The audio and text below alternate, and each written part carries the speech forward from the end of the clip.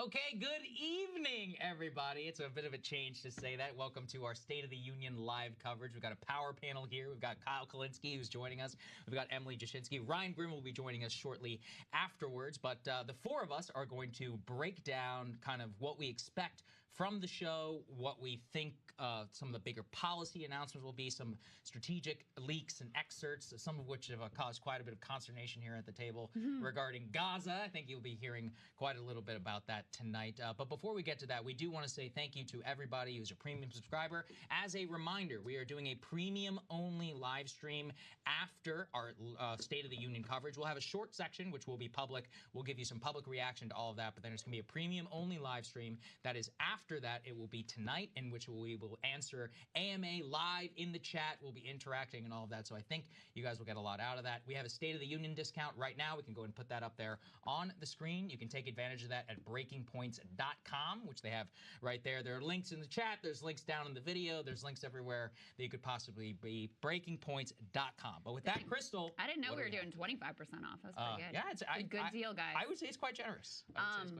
So just to recap, we'll do our little pre-buttal, preamble, whatever we're doing here. Then we'll stream the State of the Union. Then afterwards, we'll be back. Ryan will be taking Kyle's place, so don't worry, you will get your fill of Ryan Grimm this evening as well, with his many jokes and all the things he brings to the table. And then we'll be doing the premium live stream Q&A, so make sure premium subscribers out there submit your questions during the State of the Union so that we can address some of those, and we'll be looking at the chat as that goes. Okay, so we've learned a little bit about what Biden plans to say. Let me go ahead and read the excerpts that they have fed to the press in terms of how he's framing this speech. So one of the things he is planning to say is, "My lifetime has taught me to embrace freedom and democracy, to respect everyone, to give everyone a fair shot, to give hate no safe harbor, Emily. Now, some other people my age see a different story, an American story of resentment, revenge, and retribution. That's not me." He also plans to say, "It doesn't make the news, but in thousands of cities and towns, the American people are writing the greatest comeback story never told. So let's tell that story here and now." Emily, your reaction to sort of this overall framing of the great American comeback story and what you think he needs to do tonight. So, Krystal, first of all, I love how you said, you read the Biden quote about hate having no harbor here, and you were like, Emily. It was like an HR. Emily. But no, I think it sounded, like ChatGPT wrote Biden's State of the Union. Literally. Might as well. Maybe it did. Yeah. But, this is one of the big... Actually, I wanted to read this Bernie Sanders quote. This was Bernie Sanders to Jeff Stein. And Bernie Sanders was saying, "The bubble is extraordinary. Democrats seem to think, many of them, that only if we can explain all that we have accomplished, people will come on board. But that ignores the pain ordinary people are now experiencing. Biden has got to lay out a progressive agenda that speaks to the needs of working people." I think that quote is really interesting and could set the tone for how people feel about the State of the Union address, because Biden is going to try really hard. In that quote you read, Krystal, he says, this is a story that's never been told. So he's basically going to be explaining, mansplaining, if you will, to the American people that your eyes are lying to you. You know, what you are feeling, or what you're feeling, is lying to you. Your experience is not true.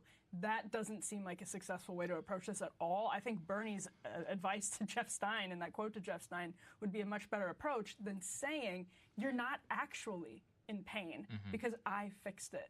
That's not a winning message. And apparently, Kyle, Bernie didn't just say that to Jeff Stein. He also said it to the president and was really trying to push him, like, it's okay to admit that things aren't perfect. You need to name the groups, the adversaries, the big corporations, the big money, the Republicans, whoever the villain is that's standing in your way. You need to name them and lay out an affirmative agenda of how you're going to improve things, but acknowledge the pain. It looks very much like, instead, they're going in the direction of, like, if people just understood more about the CHIPS Act, then they'd love us. So that's kind of what it looks like here from these excerpts we're getting.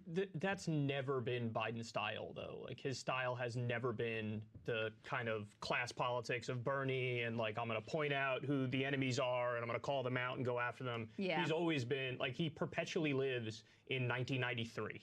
And so it's all this American values, freedom and democracy and liberty and good things and not bad things, bro. That's what I stand for.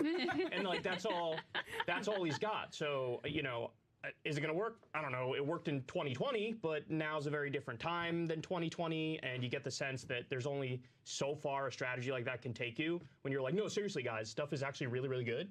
Yeah. You understand? It's like, it's actually really good. Well, I don't know if that's going to work.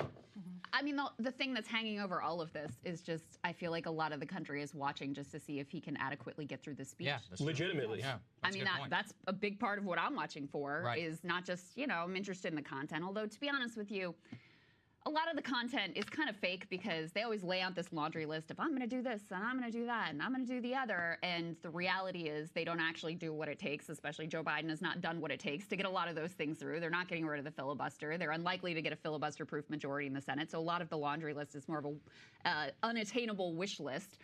We will get into more of the foreign policy pieces. Obviously, that's a place where the commander-in-chief has much more direct control. But I think the biggest question for people going into this is just like, is he up to the job? Yeah. Can he still just do even the basics?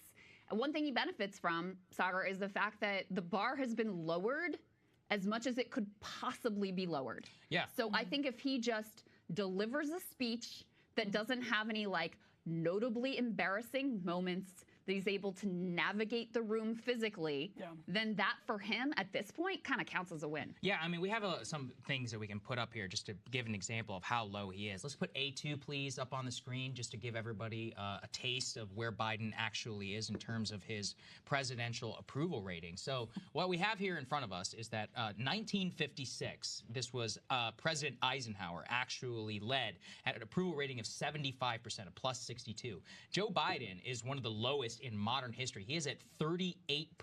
This is approval A2, rating. guys. A2, if we can please get that up there. And it is a minus 21% spread in his approval rating. Just so everybody can see, you can see that for Trump actually was doing quite well back in 2020. This was, of course, before the the COVID pandemic, but he was leading at 49%, all nearly tied in his approval rating. The fact is that Biden is lower than Bush in 1992. Not a place that you want to be, considering where George W. Bush went into that election. Bill Clinton in 1996, and remember, things were a bit squirrely there in 2000. And then Obama, he was at 46, and let's be honest, like 2012 was not the easiest election for Barack Obama in retrospect, if you look at some of the changes that presage what eventually happened in 2016. So I think where Biden is right now, as you said, Krystal, I mean, something I always have to come back to and think about, unfortunately for him being at so low, is that this is the most watched political event in the entire country, by far. I took a look last year at the top 100 broadcasts in the United States. The only political event actually that was there,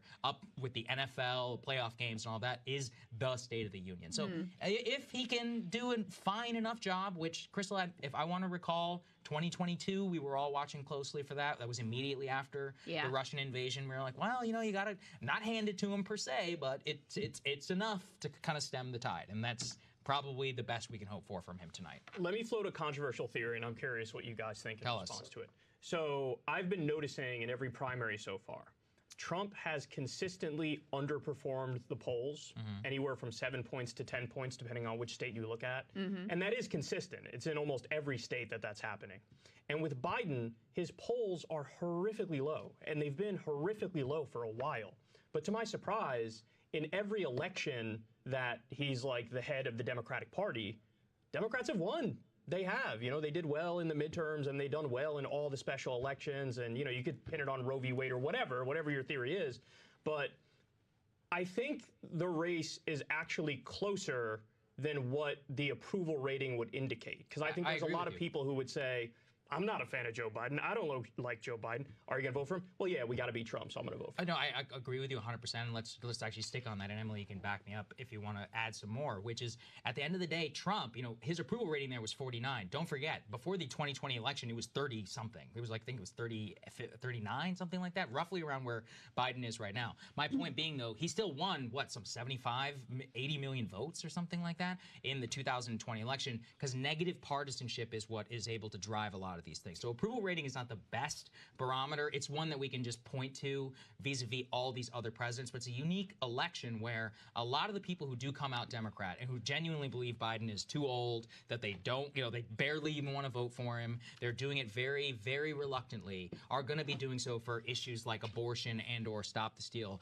in a negative partisanship way. And probably the same whenever we consider some of the more reluctant Trump supporters in the same way. They're like, I just can't stand Biden. Yeah, Trump, it's a hold my nose type of vote, but it's not the best one that I would want to go with. So I think that's interesting because one of the reasons Biden overperformed where people actually saw in certain cases, 2022 was a big reason, 2020, or this was a big example, young voters had significant surges in the last days. And we know actually that Biden sees this opportunity as, quote, a reset, the State of the Union as a reset. We know that he announced today before the State of the Union, I guarantee he's going to talk about the port that we are now spending billions of dollars on in Gaza. And that's going to be his attempt to, I think, address what's a very real electoral problem for him. Now, a lot of polling has shown that just enthusiasm is low for following the news of this election cycle so far. Like, people are kind of tuned out. Because it's freaking depressing. Right. It's depressing as hell. Yeah. Right. I mean, that's the thing is like, yeah, Biden's approval rating is shit, but so is Trump's. So, I mean, it's a race of like, which one of these men do people find to be more unfit? Abhorrent. Correct. Yeah. And I go back and forth because I do think the fact that when you've had actual elections, the results have been very favorable for Democrats.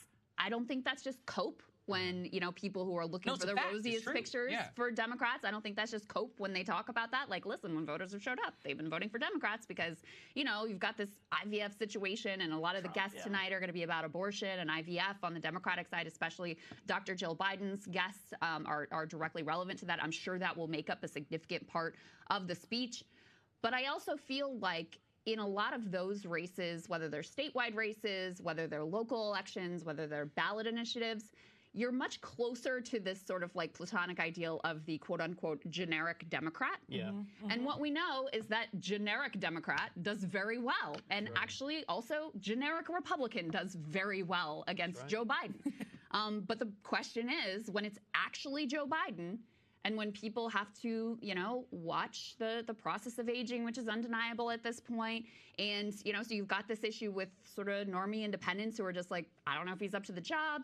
You have the weight of the economy and people feeling very, stressed and, struggling with increasing debt loads and the amount of the safety net that was pulled out from under them during the Biden administration after all the COVID safety net stuff expired, the inflation that, really stretched people's paychecks. When you add that to the, as you're pointing to, Emily, huge problems with the base.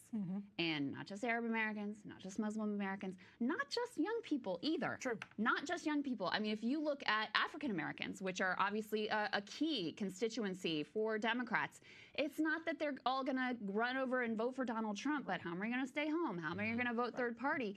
You need every one of these pieces to be there for you in order to defeat Donald Trump, because we know it was a super narrow margin last time around. That's Milwaukee, Philadelphia, and Detroit. Yeah, I was going to say, back in 2016, if just the same number of black people who had voted for Barack Obama in 2012 had voted for Hillary, she would have easily won the state of Michigan, right? And she almost certainly would have, if they'd driven up turnout in Philadelphia, as they actually were able to in 2020, same thing. They would have turned 2022 those as well. two. Big, so it's like, it's a very consistent pattern here. So you're not able to lose parts of your key coalition. To kind of hammer what you were saying, Krystal, about some of these guests, we actually have a list of some of these guys. If we can put that up there, please. That's A5, if we don't mind. It's the Time Magazine tear sheet. And what we see here is for the First Lady, for example, Dr. Kate Cox, she's going to be a guest of the First Lady. She was denied that abortion in Texas. Then we have a woman named Latoria Beasley. Her IVF treatments were halted actually due to that court ruling in Alabama. So that's pretty astute, right? When we're talking about that. Then we move on to some of the Democratic senators. We've got Washington Senator Patty Murray. She has Kayla Smith, who's traveled from Idaho to Washington to be able to get an abortion. We have people who were denied an abortion in the state of Texas. We have a doctor here who came under fire in 2020 for performing an abortion of a 10-year-old rape victim in 2022. We have the director of a women's clinic, and we have another woman who was, quote, the first baby actually born in the U.S. via IVF in 1981 and is going to be attending. Oh, wow. She's taken up the cause actually recently after this. And those are all of the guests, I just went through who are going to get high-profile mentions, especially Dr. Biden's guests right there in the box. Traditionally the president, not shout them out per se, but he may mention it and will ask, and people will stand up and they'll get British, it's Canadian. Yeah, it's good. It's good. Yes. It's good for America. We need to throw stuff. We need to bring some of that stuff in the British system. It's all because of that Joe Wilson guy. Yeah, you lie. He was lying. He was lying. Joe Wilson was formerly censured. I don't remember it was about Obamacare and illegal immigration. It was the two of it. It was both. But he got a lot in fundraising after that, and it raised his profile. Oh, he made like $6 million. So they view it as like, well, what's the downside? I'm going to become a superstar if I do this. Yes. No, there's absolutely no reason why you shouldn't do it, I guess, if you're one of those politicians. None of us would remember that man's name if he hadn't done it. That's the only thing I know about him. That could be a train wreck, though, because I could see somebody doing that and then Biden losing his place in the teleprompter. Well, that's the thing. And then that's when the eyes glaze over and he looks like a deer in headlights and he's like, oh no. And we're all sitting there like, oh no. I feel like the deer in the headlights has more sense of what's going on around him sometimes than to look at those eyes. Yes. Oh. How do you get him back on track? There. Well, actually, let's stay on that because I think that's one thing the Beltway is going to miss when you're seeing a lot of the commentary on cable news or whatever. I think it misses how much of the country, we kind of started on this, but how much of the country is literally watching this and thinking, my God, please finish this speech. And please look presidential. Please just be the president. That's what's on everybody's mind. He needs Adderall. Okay. They probably have. Have you seen the doctor's logs from the Trump White House? They're definitely giving him they're going to have him on a hell of a lot more. They're going to have him on 4 different kinds of uppers. Question. Go ahead. Why will Justice Dems not protest something Biden says about Gaza? I don't think that they would. I think didn't she get censored? You talking about the squad? Yeah. Well, the only one who would do it, I think, is Rashida Tlaib. And Ilhan, right? maybe. Maybe. No, but even Ilhan didn't back uncommitted. I was going to say. So Rashida's the only one who's and she really already put her got neck censored. out there. And they would censor her for that. That said, I think if we have, I have the guest list in front of me. I think there's a Palestinian woman who lost some 30 family members. I have it in front of me. Intima Salamas, she's a master's student at St. Louis University who has lost, quote, dozens of family members in Gaza. I was thinking about it this morning because there's some ceasefire protesters here in Washington who are trying to block the entry. What is it? The motorcade. The vote motorcade. Guys, do we have audio of that?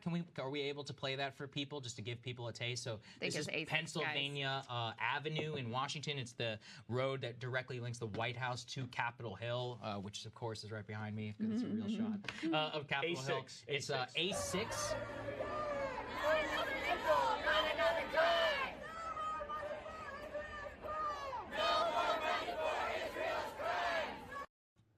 There's shirts, guys. They say Biden's legacy equals genocide. Yeah. They're trying to block the path. They've got a gigantic Palestinian flag laid down across the road. And, there was apparently concern that you could have some protests actually in the gallery. I think that's unlikely. So, I was told that there were quite a few ceasefire protesters on Capitol Hill today, actually. So, I'm not sure. I mean, look, security there is extremely tight for the State of the Union. Yeah. So I doubt that they're able to infiltrate. If they're outside or they're on the Pennsylvania Avenue route, it wouldn't be a surprise. I mean, I would say it's relatively unlikely that a protest were to break out during the State of the Union. That said, I mean, it is certainly possible. If you've ever been in the House gallery or something like that, they're actually the cops are very on the nose and ready to pull you out of there. So if they I thought you were asking if Rashida Tlaib would protest him during the speech. That's what Emily was asking. And I said I don't think so because she's already been censored by the House of Representatives. And that's one of those where we all know the Dems and the Republicans would come together to censor her again, I just don't think any of them she wants go that far. I think she wants to do that. But there are consequences. I think a lot of these politicians, even if their heart is in the right place on this issue, I really do think ultimately it comes down to AIPAC's going to spend $8 million to kick my ass out of office if I do something like that. Yeah, I mean, Rashida is the bravest, by obviously incredibly committed, but I can't imagine a sitting member of Congress standing up and protesting during the State of the Union, their own party. I think it's very unlikely. But it's interesting though that because it's become almost normalized on the part of Freedom Caucus people, which is why Mike Johnson felt the need to be like, hey, let's not be rowdy, and then everyone was like, well, if it was, but they wouldn't do it. They wouldn't do it. Yeah, that's what's different. Yeah, if it was Trump, then you know, you would see that sort of reaction. I think the protests that are out there right now trying to block the motorcade from getting to the speech, I mean, it's just a reminder, these politicians, the Democrats, they can't go anywhere without seeing protests. I mean, we played on the show Adam Schiff at his victory speech, getting shouted down. He had to like wrap up his speech because there were so many protesters in the room. We know the Biden campaign basically can't campaign because they're terrified of going anywhere where they haven't hired third-party security to vet every single attendee and set the ticket price so high that they hope it prices the activists out of the room. And they're terrified of going to college campuses. Like, a Democratic president in the modern era, we know how core young people have been since the Obama success to the Democratic Party, really since Iraq War, to the Democratic Party and their success. You have a Democratic president who can't go and visit a college campus? But, you know, that's where we are. And so they have been relentless in making sure they show up wherever these politicians are, and obviously are doing what they feel like they can do this evening, you know, with the inability to actually get into the chamber itself. Yeah, no, that's right. Go ahead, Kyle. And honestly, I think that's why he's doing the port thing. Yes. Yeah, so let's talk about the port thing. Put it up on the screen, guys. B1. So this is one of the announcements we got in advance, the leaks of what sort of new policy we may get. And so as you are now seeing, children in Gaza literally dying of starvation every single day. You see Israel continuing to block aid from getting in and allowing these protests to go on that, you know, are celebrating the starvation and keeping the aid out of the Gaza Strip. And of course, no ceasefire in sight, et cetera, et cetera. The U.S. had to resort pathetically to these, you know, piddly airdrops, which do basically nothing but attempt to have some sort of PR win, convincing people that we actually do care as we ship the bombs that kill innocent Palestinians. So the latest PR effort is they're going to send a temporary port that will take 30 to 60 days to construct, by the way, and has all of the same logistical problems that, you know, currently exist vis-a-vis aid, and also, by the way, require U.S. soldiers by the potentially thousands to go and construct this thing, and how much amount of money. So it's just another, like, absurd boondoggle, completely morally bankrupt, because Biden realizes he has to at least pretend like he cares about the suffering of Palestinians, when obviously the very clear answer is use the immense leverage we have to end the bombing and stop the suffering. Yeah, and it would be cheaper too, actually, and humanitarian. It's super ironic, right? And so I did a lot of research actually into this, into what would take this. This is going to require the U.S. Army Corps of Engineers. It is going to require possibly tens of thousands of troops, because what people are forgetting is we are not on the ocean. Apparently. We are not just creating a port the way that we did in D-Day, like whenever we had to land things on the beach in Normandy. We are also now undergoing a massive naval effort out of Cyprus, which will require airlifting and putting supplies onto Cyprus, then using our ships to actually ship them, basically transship to this fake port. Then, and this is the critical part that everybody is forgetting, the Israelis are saying that this op is coordinated with them, which means what? They will be security screening U.S. military aid that is now going into the Gaza Strip. Can you who is the superpower here? I have to quote Bill Clinton. We have given these people billions and billions and billions of dollars, and they will refuse to allow aid in this at the request of the United States government, such that they are now asking us to build some fake port on the other side. It will cost tens of billions. It will cost more to do this than it would if we were just withholding some of this aid. On top of that, I would be remiss if I didn't say at the very same time, the Biden administration just yesterday actually requested from the Pentagon the list of the weapons that we're actually shipping to Israel, not in order to say that we're going to be blocking weapons or any of that, but simply to itemize and to strategically figure out which ones that they may need and to send. So we are both planning to basically ship the bombs that are being dropped, and then simultaneously allowing this government, to block aid that is going into Gaza, while we then try to pay for the aid over here. It's madness. It's like the Ukraine policy. Galaxy brain. It's like the Ukraine policy. We boosted oil prices to fund Putin's war, and then we give weapons to Ukraine. It's like a never-ending, it's insanity cycle that's happening here. I think it's PR ass covering is what it is. What they're trying to do, what Biden's trying to do here, is make it look like he's doing something while he buys time for Netanyahu to continue to do what he wants to do, which is an ethnic cleansing and a genocide in Gaza. I think, honestly, that's what it boils down to, because you can't send them money, send them weapons, allow them to block 70% of the aid that's already trying to get in through Rafah, and then turn around and be like, well, we need to find a way to get them some aid, so we're going to build a port. You could just say, you have to allow in the aid. Right. Because ultimately, Israel is still going to be in control of what aid comes in. They're monitoring our aid, Krystal. U.S. soldiers, they are going to be inspecting our military trucks. Even explained how the aid is going to... I mean, to pretend like this is a serious plan, I feel like even just pretending like that is to gaslight the audience, because the reality is they just want to have a talking point to pretend like they give a shit. Exactly. That's it. That's the whole thing. Because they know that they're screwed. And it took them forever to realize that, hey, you know what? A majority of Joe Biden 2020 voters think this is a genocide. A majority. Another 30% are like, I'm not sure. It could be a genocide. And you think that's not going to be an electoral issue for you? You're just now waking up to the fact that this could be a problem. So rather than shift the policy, which they're apparently completely unwilling to do, they're going to shift the rhetoric. They're going to pretend they're going to, Kamala's going to come out and use some more strenuous language about that temporary ceasefire, which already the negotiations have fallen apart for. They're going to put this little PR bullshit in the State of the Union. They're going to drop some little piddly aid that does absolutely nothing, so that they can keep their liberal cred and pretend like they care when the program is very clear. They do not care. They are so dumb to think that this billion-dollar boondoggle is going to multi-billion dollar is going to fix their problem with voters. I mean, that is the really the tell, I think, is what you said, Krystal, is that this is a 30 to 60 day setup process. Right. And the problem for people in Gaza that they purport by undergoing this boondoggle to want to solve is way more urgent than 30 to 60 days. That's at minimum. God only knows how long that takes and how many billions of dollars. We've already lost 2 Navy SEALs attempting to intercept Houthi missiles.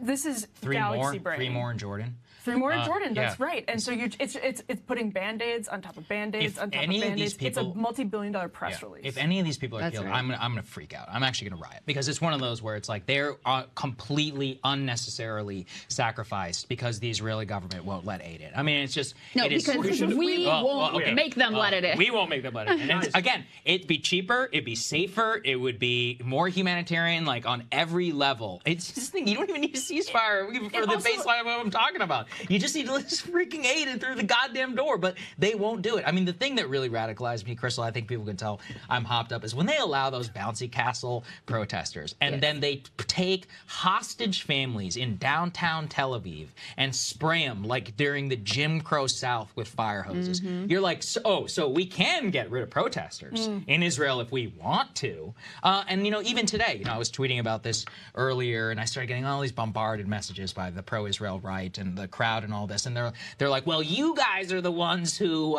you did an Iran deal, and so there's jujitsu where you supported Iran, and thus you owe us to fund Israel and all this. I'm like, no, you blew the shit out of this place. You made it literally uninhabitable. I'm like, what? First of all, why are you not paying for any of this? And if you're not going to, why are we not using our leverage to say, if we believe it is such a humanitarian disaster requiring, I mean, let's be honest here, in terms of our military response, I don't think think the U.S. has done anything like this since, like, I can't think of anything. Haiti, maybe, that earthquake. We all know how that went, by the way. And it's like, it's going to cost us an immense amount of money. But more importantly, I think it's just a humiliation on the world stage. How, like, if you're Saudi Arabia, and we, in the past, like, or in the future, we want you to do something, they know that they can literally stick their middle fingers up in our face, and we will still sell them anything. I mean, if any quote-unquote ally, including NATO, congratulations to Sweden, is now in the alliance. We're now have to protect them with our nuclear umbrella. Why would anybody not think that we won't use our leverage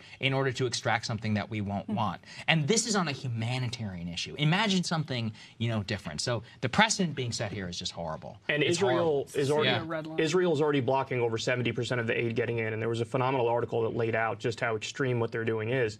They unload every truck. Yeah, and I know. If a truck has tents, because everybody lost their house, there's 2 million homeless people there now. If it has tents, they say, oh, the pipe that's used to build the tent, that could theoretically be used as a weapon. Now we're going to turn the entire truck around. Not just like take out the tent. The whole truck has to get turned around. So over 70% of the aid is getting blocked. And that's the thing. Like, this doesn't solve their problem. Well, right? So, like, if you took them seriously, the point isn't to solve the problem. Right. That's the thing, and the point is not to solve the problem. The point is to buy time for Israel to continue what they're doing. And it's even worse than blocking tents from coming in. They're blocking anesthesia for coming in. Yeah, we've covered how these babies are having their limbs amputated with no anesthesia. Food, people are starving. These images of these babies and these children who are starving to death. And that is our country that is funding the bombs and backing this government, providing them with diplomatic cover. I mean, it's just horrifying beyond belief. And it's insulting. It is insulting to think that the people who care about this issue, who are out there in the street protesting you right now, who are showing up and voting uncommitted, doing everything they can to say, for the love of God, this must stop. It is insulting to them that you think this is going to trick them for 1 second. It is not. They see right through it immediately. Yeah, well, unfortunately, by the way, it's 8:58 and we are officially late. The president hasn't even left the White House. At the White House? Yeah, he hasn't. They may be trying to figure out how to navigate the protests. Yeah, I mean, that may have thrown a wrench into the plans for real. Maybe we'll just have to sit here and vamp forever. By the way, we could as do we that. had said, I don't want to forget, we will have a premium-only live stream that will be later today that is after our post-State of the Union coverage. So if you do want to take advantage, we have a discount going on right now. We can put that up there on the screen. BreakingPoints.com. It's 25% off of the full price of our yearly membership. So it's there. I think we have links in the chat. We have links down in the description of this video as well that you can take advantage of. Do we want to turn maybe to some domestic politics or any of that now that we know that the president's going to keep us waiting, I think, quite a bit tonight? Yeah, well, let's talk a little bit about, we've got this element. This is A3, guys, the satisfaction with the way things are going in the U.S. from Gallup. And oh, looking good. Yeah. It's a real inspiring portrait here. A full 19% of you feel great about how things are going. Who are these? Just rich boomers? That's got to be it. I mean, but this is the thing. One thing I'm curious about, because we put up the approval ratings earlier, and Biden's is really bad. Trump's previously was really bad. I mean, Obama's was not great. I think, number one, we are in an era where you're just not going to have that, like, 60% approval. The whole country loves the president. Yes. That era is over. I think we can get it back, but that's sorry. Go ahead. You think so? I do. I think it's possible. Within our lifetime, it's possible. In the current environment, no. But I mean, Trump still got 49 not that long ago. Okay, so it's 4 years ago. Like it's not like it's impossible to hit 49, 46 or whatever. Here's something interesting. If we put that first one that we had up earlier in the stream, if we put the A2 back up on the screen, one thing I noticed is it's on the left. You have entirely, well, okay, with the exception of Bush right after 9/11, but like literally after that. Everyone else, Obama, Trump, we're all on the right. That's all post 2004 when the country was coming off of the post 9/11 sort of patriotism high. And if you compare that with the approval ratings, you see that as well, the other graphic that we had up on the screen. And granted, that one only started at 1980. So if it had started back in like 1956, where you have Eisenhower, I mean, you would see an even starker decline. But it's maybe not even just post 9/11 so much as it is like social media era, as it is post recession. I mean, look right there. Look after 2008. There's like I mean, I don't know. It's a steady sort of, we're all around 20%. Doesn't really get over 40%, gets over 40% once. I mean, well, that's unfortunately, brutal. with this graphic, there's another one. I actually did a monologue of this a couple of years ago, and it's basically traces back to the credibility gap. The credibility gap is that prior to LBJ's lies being revealed about Vietnam, over 70 to 80% of the American public would say that they had immense trust in the U.S. government, which is kind of insane. Yes, it's an insane thing. Yeah, like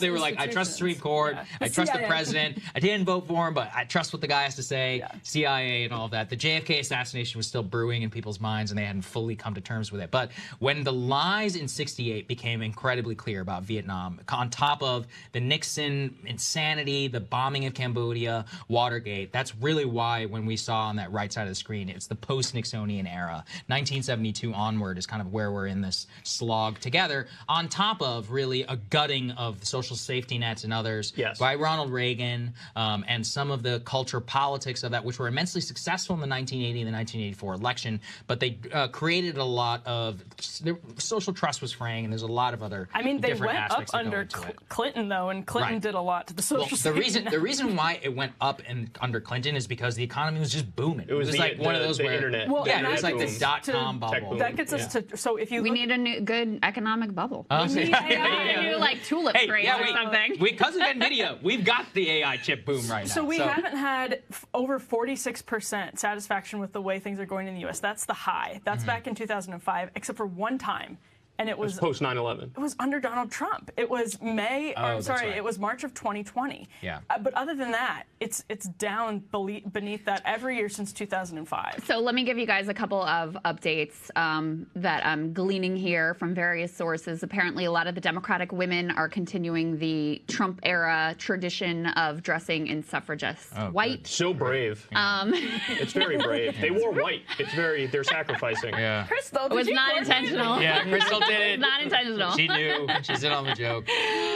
Representative Troy Niels, Republican of Texas, is apparently in the House chamber wearing a hodgepodge of MAGA paraphernalia, according to the New York Times. That's great. T-shirt bearing Trump's mugshot and the slogan "Never Surrender." Right, an American flag printed bow tie, and a pin with Laken Riley's name, all paired with a black blazer.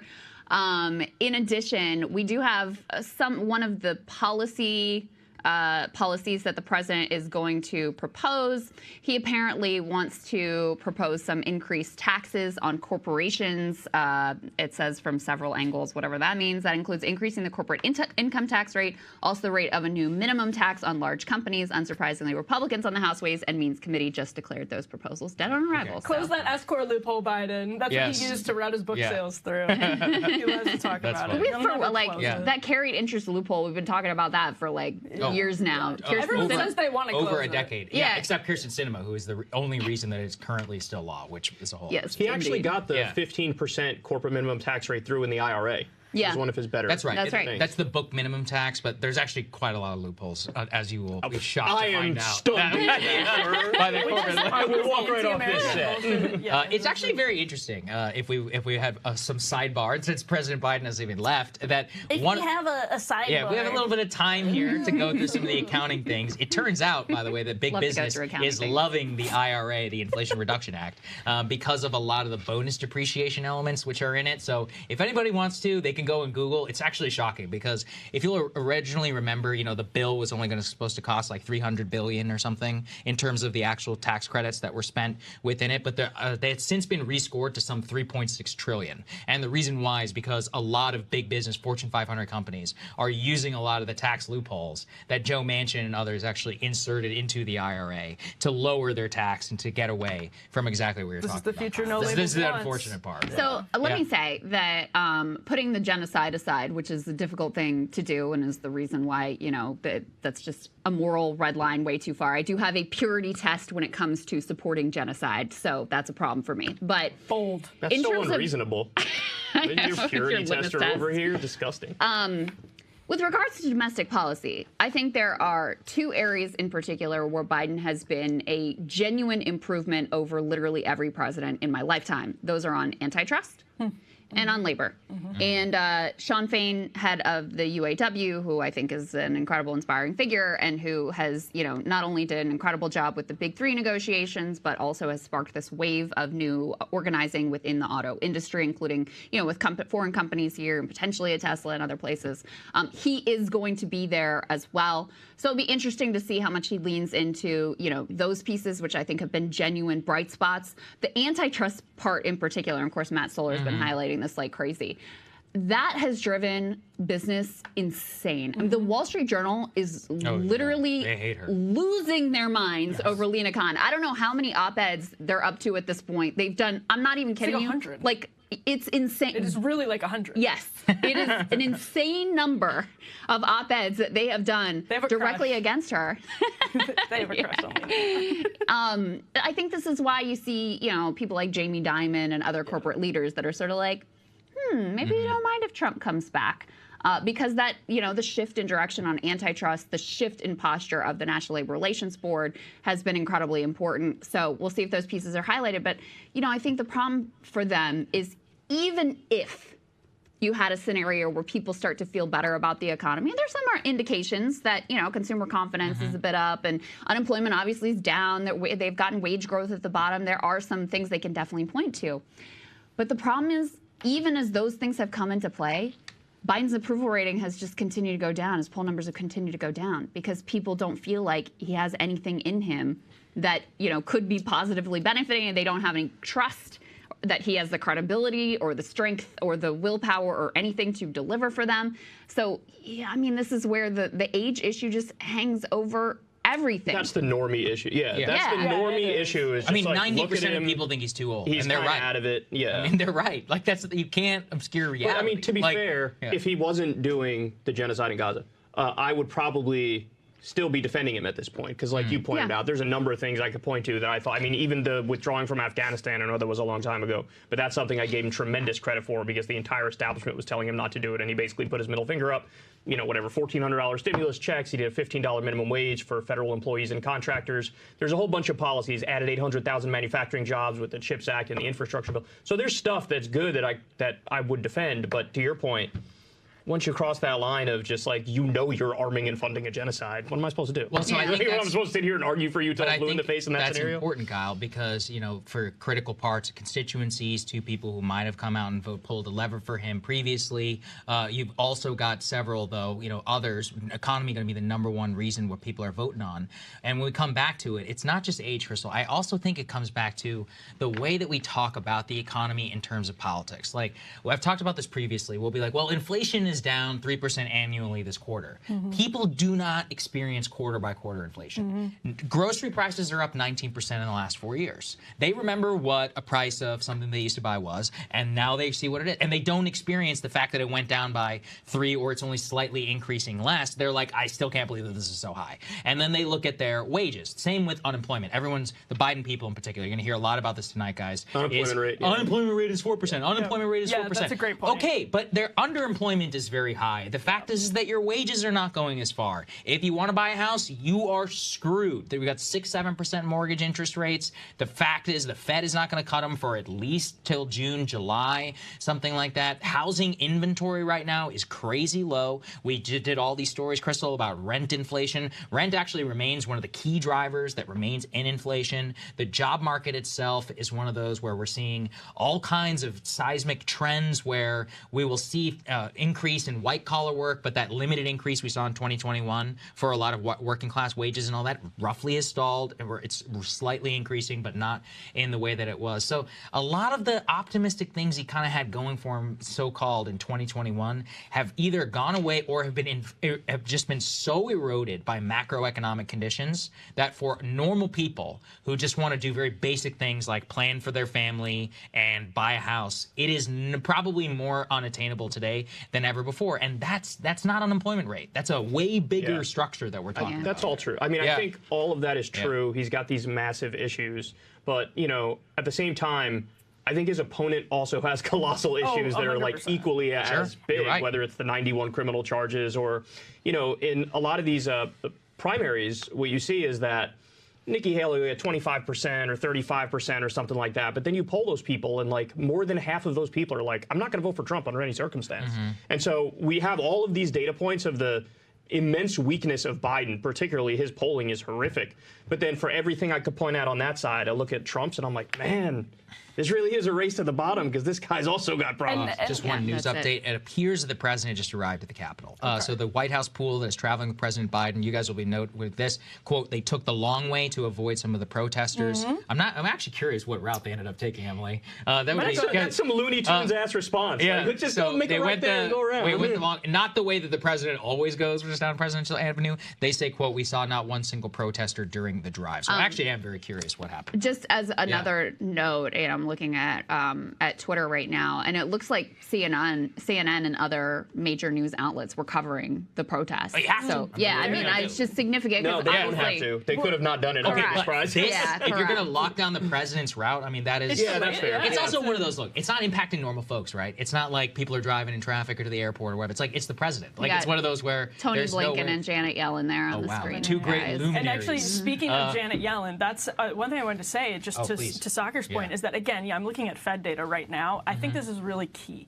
As people are feeling like things can be improving, but anywhere things have improved is still down significantly from where they were in a peak of 2020. Yeah, so we're talking about median real earnings. We're talking about real household income. All of these things have still not climbed out of the hole. And what Biden, this quote we started with, Krystal, was Biden trying to make people think that everything is just fine. Incredible accomplishments.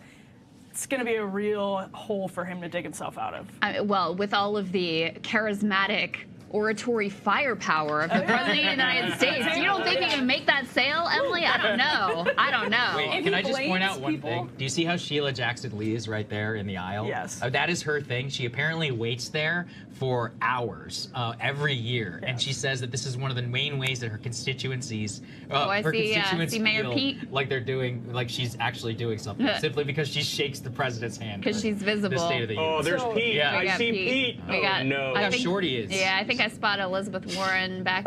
No, that's Jennifer Granholm. Yeah, that's the Jennifer Granholm there. Oh, good. Energy secretary. All these white women look the same to me, Emily. That's the DHS Secretary Mayorkas. That's behind it. Wow, the white is just stunning, Krystal. I see all Great these. to see you matching with these. Powerful. It's really powerful. You're welcome. George Santos is there, by the way. So What? he's using his house. So I didn't know this. When you're a member of the House of Representatives, you actually get lifetime access to the floor. What? Yeah, that's it. By the way, insane rule. That and they're is definitely crazy. That's a crazy rule. Imagine Dennis Hastert. Oh yeah, I was like, wait. The crazy thing too is that you not only get lifetime access, even if you have been censured and kicked out of the House of Representatives. This is the first person in decades to actually have that done to. But apparently that's what the law is. So Santos will be making his arrival. Who is that? Dennis McDonough, I think, the Veterans Affairs that's the guy that Secretary. that Jon Stewart raped he across really the coals when they interviewed him.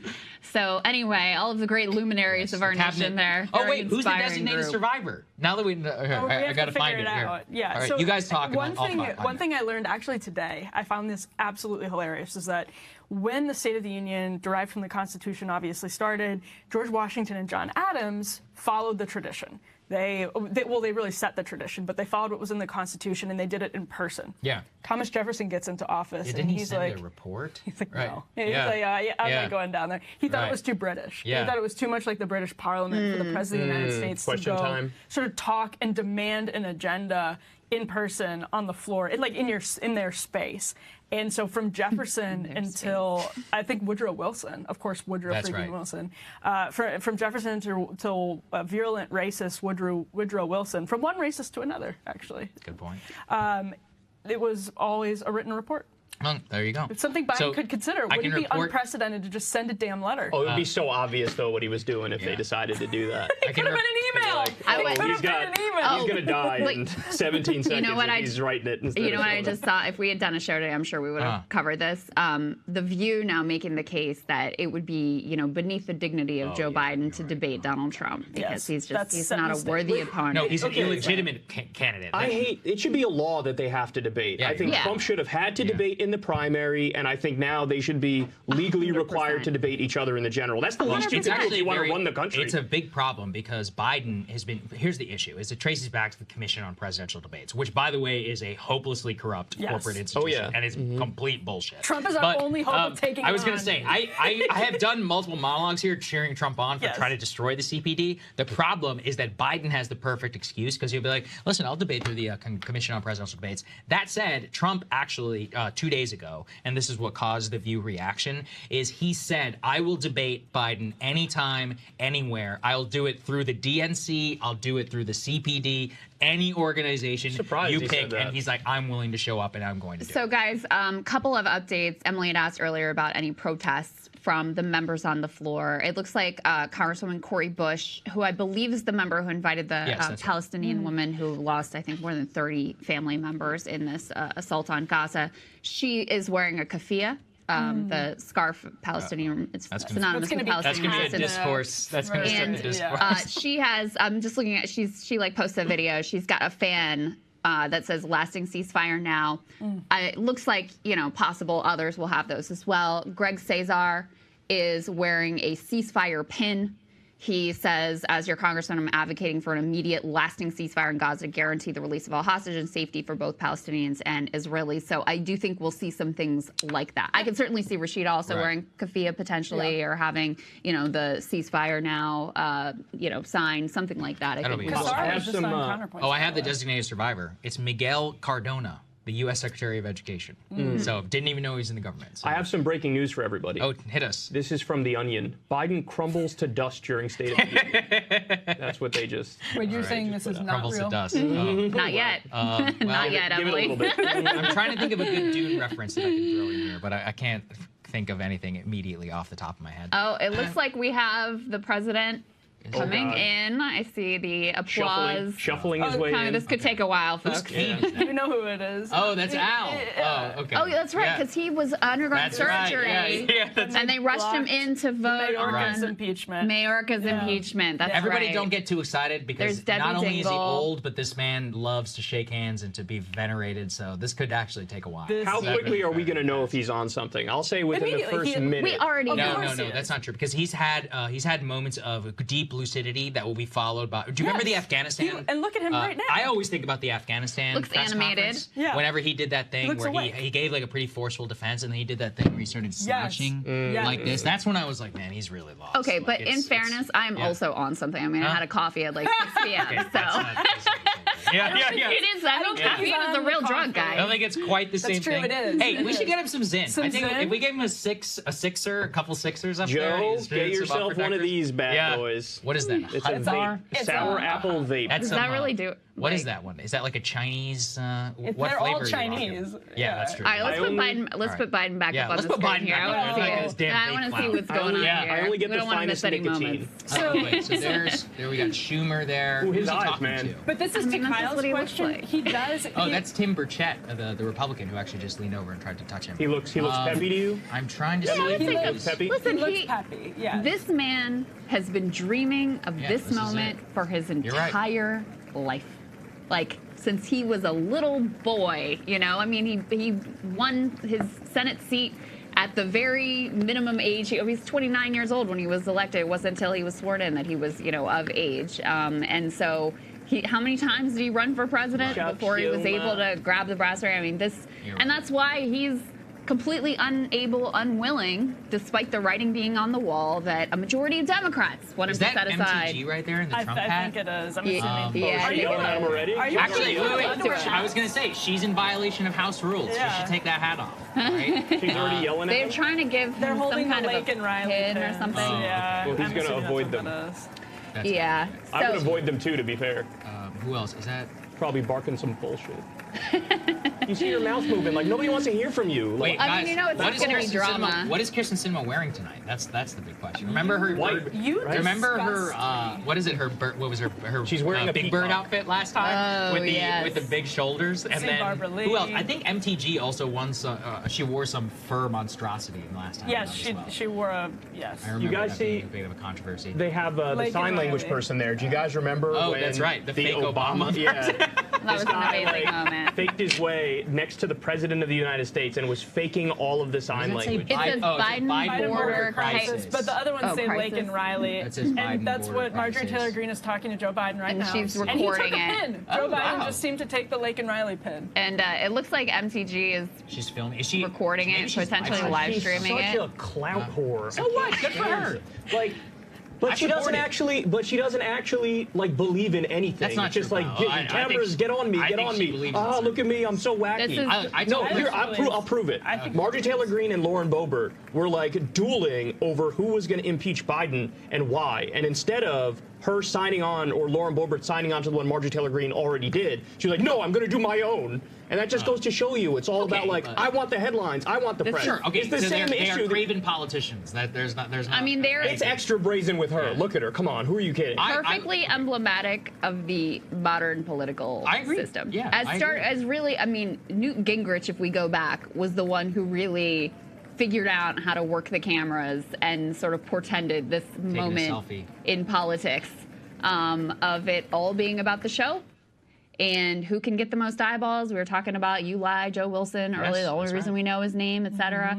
And because of the total lack of confidence in the American people that you're actually going to deliver for them, it just all becomes about like vibes and who you're owning and Saagar looks so scared. You know these two what button you can give the president or whatever. Manchin and Romney and Biden all together, it's like a nightmare. So Manchin does this thing. Manchin does this very performative thing of always sitting on the other side of the aisle. You're so brave. Sitting by his buddy Mitt Romney. As the resident hall monitor, why are all these people have their phones on the House floor? They're in violation of the House rules. Now we've got hats on the floor. This is what happens, people. This is why I was against the Fetterman thing. This is what it leads to. No, I'm with you now. I'm with you now on Fetterman. This is what happens. This is what happens when you let standards fall. You have to draw a red line. Look, another phone that we got here. Saagar tried to kick me out because I'm not wearing a tie. No, we have no rules here. You can wear anything that you want. Rate Joe Biden's drip. His drip? Rate his drip. I haven't been. You're talking about shoes. You talking about Biden? I did hear, or I did hear from a birdie that people have been analyzing his shoes, and that lately, in the last year or so, that he has transitioned from dress shoes, like I'm wearing a proper dress shoe with a leather sole, that he now wears dress sneakers, where are hideous monstrosity, where you have a dress shoe that is put on top of a white sneaker sole, and the reason why is because they're afraid of him slipping, like they did on the Air Force One stairs. So he uses not only that, but the short stairs on Air Force One when you get out from the back, because it's 20 less steps whenever you have. These are all the elaborate things that go into making sure that the man does not fall in public, which is incredible. It looks like a chant of 4 more years if my lip reading skills are up to date. Look at you, Chris. Yeah, see that. It's impressive. Kirsten Gillibrand there. She was one of the people who had major protests at a town hall recently. I genuinely feel like this is the longest it has ever taken anyone to get up this freaking aisle. He loves this. He just he eats this up. Remember he's at the SCOTUS justices. So we're getting there. He's finally getting there. Imagine he forgets he has to give a speech. Yeah. He just gets like an ice cream cone. He just does a couple laps. They're like, sir, you got to get up there. He's like, this is Jenny's, right? Where's my brambleberry Really possible. That's totally possible. The other thing I hate Grandpa, in D.C. you gotta get up go to there. an ice cream shop, they're like, this is Joe Biden's favorite flavor. I'm saying, just get out. And it's like vanilla or something, basically. No, it's brambleberry crisp. Oh, I've had that one. That's not bad. It's not bad. I'll give it to him. There's Nancy Pelosi, also wearing her suffragist Who do we have? white. Is that Being Chairman very of the brave. Chiefs? Very brave. That's what's his name? The senator from Arizona, Mark Kelly, I think. That's behind him. Yep, that's Mark Kelly. I think that's him. I can't. I'm not sure about that one. Yeah, I've never understood why the military attends this. I actually think it's weird. The fact that we have the chairmen of the Joint Chiefs that all attend here, and even the Supreme Court justices. I think that's weird. I think it's weird. I mean, they're not. It's a co-equal branch of government. Like, why are you here? You literally have no place. Yeah. It's just I don't know. Well, it's always awkward for them because they don't want to show any partiality. Right. That's what I mean. So why be on camera? Why are you in the? And then they put them in the front row. It's like why? What is the actual purpose of this? What are some of the customs that I'm supposed to remember? It's like you have them in 2 manila folders, right? Your speech, where you have your speech, you have a manila folder. I believe that he gives 2 copies of the speech per tradition to the Speaker of the House, the President of the Senate, who would be Kamala Harris. And that's why I remember when Nancy Pelosi tore up that version of the speech. Oh, that's where it came from. When she did her performative, remember her hand clap? That's right. Remember? As Biden gets closer Again, to the dais, her by bravery, the way, guys, unparalleled. just don't forget, for those who are watching, we have a premium-only live stream that will be happening after our post-coverage of the State of the Union. You can become a premium member now, breakingpoints.com. We're emailing everybody a link. So there you go, very generous, 25% off. That's the last you'll hear of this. We got links in the chat, we got links down there, and everybody, so let's get to it. Let's go ahead and get to the president here.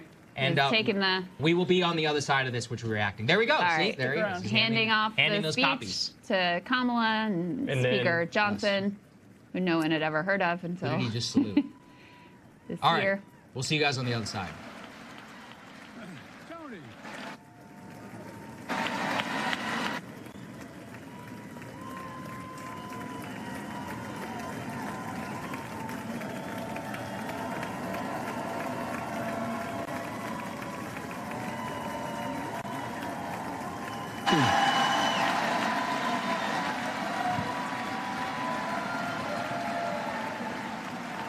Jill.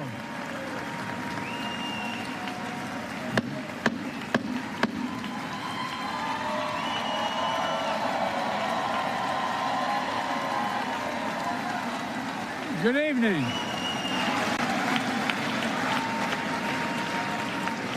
Good evening. If I were smart, I'd go home now.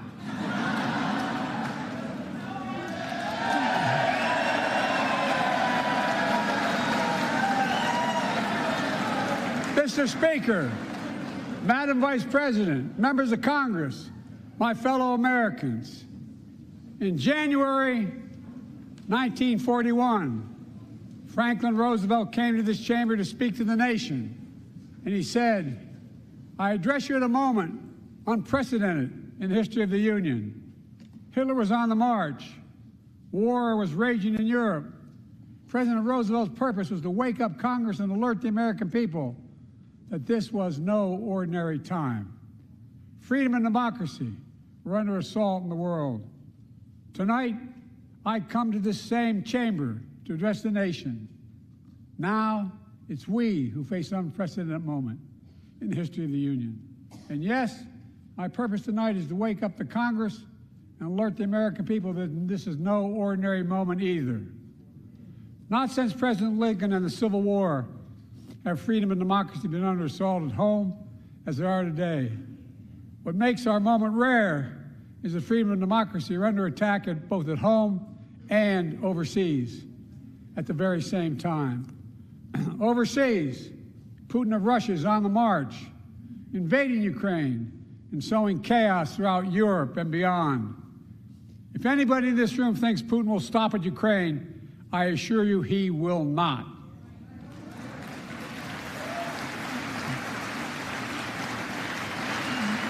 But Ukraine can stop Putin. Ukraine can stop Putin if we stand with Ukraine and provide the weapons that it needs to defend itself.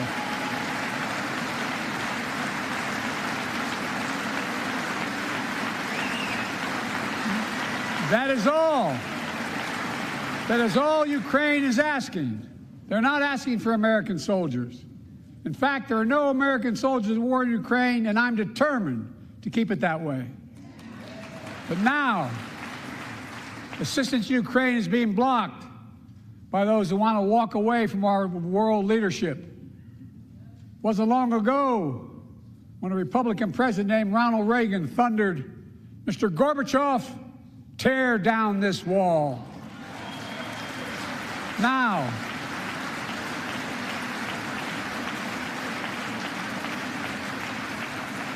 Now, my predecessor, a former Republican president, tells Putin, quote, "Do whatever the hell you want." That's a quote. A former president actually said that, bowing down to a Russian leader. I think it's outrageous, it's dangerous, and it's unacceptable.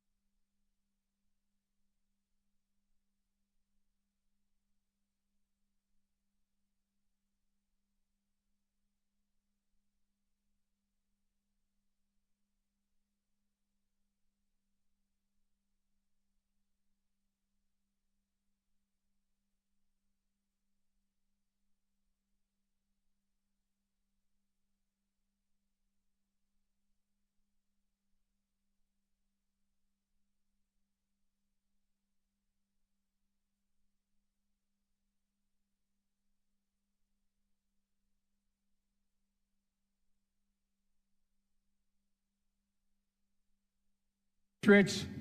They'd come to stop the peaceful transfer of power, to overturn the will of the people. January 6th lies about the 2020 election and the plots to steal the election posed a gravest threat to U.S. democracy since the Civil War. But they failed. America stood.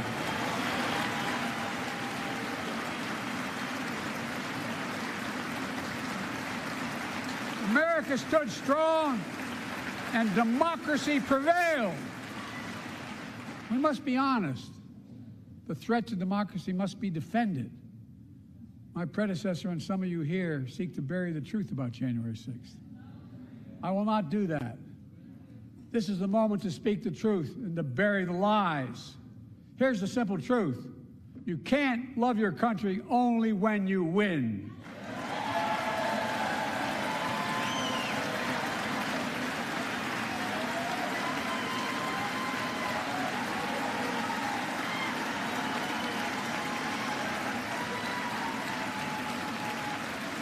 As I've done ever since being elected to office, I ask all of you without regard to party to join together and defend democracy. Remember your oath of office of defending against all threats, foreign and domestic. Respect free and fair elections, restore trust in our institutions, and make clear political violence has absolutely no place in America, zero place. Again, it's not hyperbole to suggest history is watching. We're watching. Your children and grandchildren will read about this day and what we do. History is watching another assault on freedom. Joining us tonight is Latoya Beasley, a social worker from Birmingham, Alabama. 14 months ago, she and her husband welcomed a baby girl thanks to the miracle of IVF. She scheduled treatments to have that second child, but the Alabama Supreme Court shut down IVF treatments across the state, unleashed by a Supreme Court decision overturning Roe v. Wade. She was told her dream would have to wait. What her family had got through should never have happened. Unless Congress acts, it could happen again. So tonight, let's stand up for families like hers. To my friends across the aisle, don't keep this waiting any longer. Guarantee the right to AVF. Guarantee it nationwide.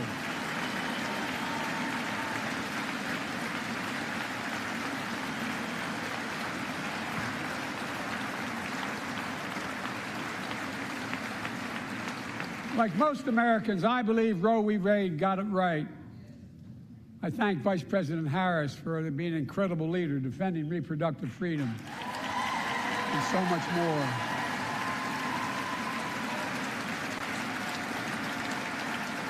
Thank you. My predecessor came to office determined to see Roe v. Wade overturned. He's the reason it was overturned, and he brags about it. Look at the chaos that has resulted. Joining us tonight is Kate Cox, the wife and mother from Dallas. She's become pregnant again and had a fetus of a fatal condition. Her doctor told Kate that her own life and her ability to have children in the future were at risk if she didn't act. Because Texas law banned her ability to act, Kate and her husband had to leave the state to get what she needed. What her family got through should have never happened as well, but it's happening in too many others.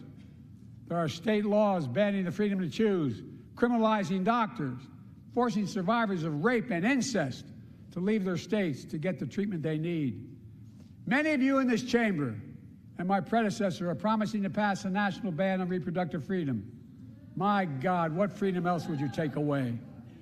Look, it's a decision to overturn Roe v. Wade. The Supreme Court majority wrote the following, and with all due respect, justices, women are not without electoral power. Electoral or political power. You're about to realize just how much you're right about that.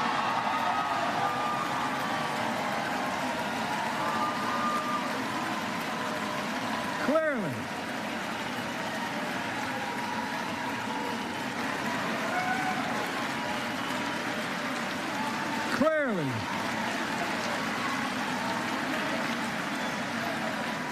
Those bragging about overturning Roe v. Wade have no clue about the power of women. But they found out when reproductive freedom was on the ballot. We won in 2022 and 2020, and we'll win again in 2024.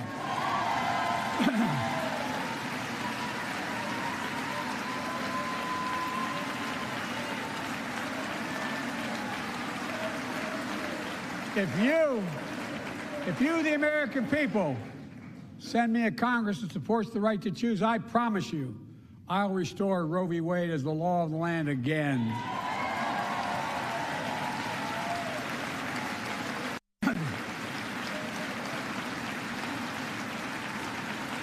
Folks, America cannot go back. I'm here tonight to show what I believe is the way forward, because I know how far we come. 4 years ago next week, before I came to office, the country was hit by the worst pandemic and the worst economic crisis in a century. Remember the fear, record losses? Remember the spikes in crime and the murder rate, raging virus that took more than 1 million American lives, of loved ones, millions left behind? A mental health crisis of isolation and loneliness. A president, my predecessor, failed the most basic presidential duty that he owes to American people, the duty to care. I think that's unforgivable. I came to office determined to get us through one of the toughest periods in the nation's history. We have. It doesn't make news, but in 1,000 cities and towns, the American people are writing the greatest comeback story never told.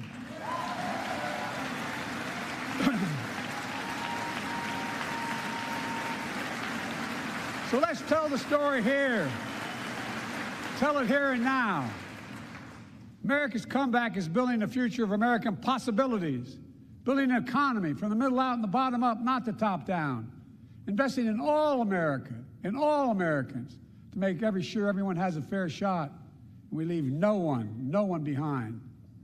The pandemic no longer controls our lives. The vaccines that saved us from COVID are now being used to beat cancer, turning setback into comeback. That's what America does. That's what America does.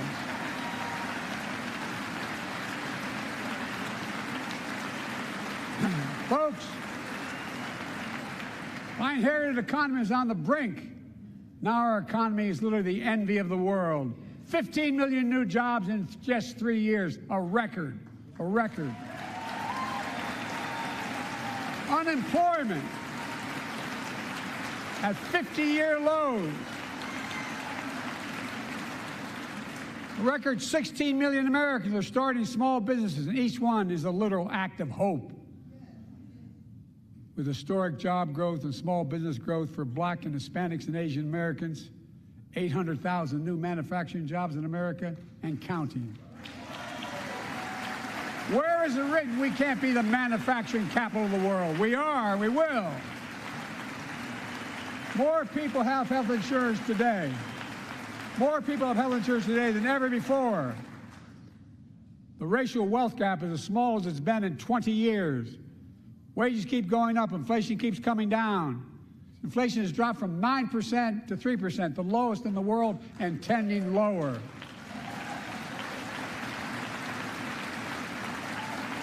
The landing is and will be soft. And now, instead of importing foreign products and exporting American jobs, we're exporting American products and creating American jobs. Right here in America, where they belong.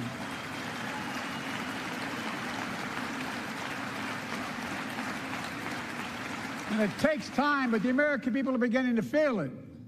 Consumer studies show consumer confidence is soaring. Buy America has been the law of the land since the 1930s. Past administrations, including my predecessor, including some Democrats as well in the past, failed to buy American. Not anymore. On my watch, federal projects that you fund, like helping build American roads, bridges, and highways, will be made with American products and built by American workers.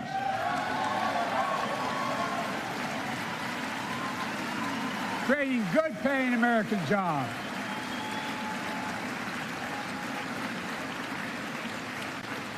And thanks to our CHIPS and Science Act, the United States is investing more in research and development than ever before. During the pandemic, a shortage of semiconductors, chips, that drove up the price of everything from cell phones to automobiles. And by the way, we invented those chips right here in America. Well, instead of having to import them, private companies are now investing billions of dollars to build new chip factories here in America, creating tens of thousands of jobs. Many of those jobs paying $100,000 a year and don't require a college degree.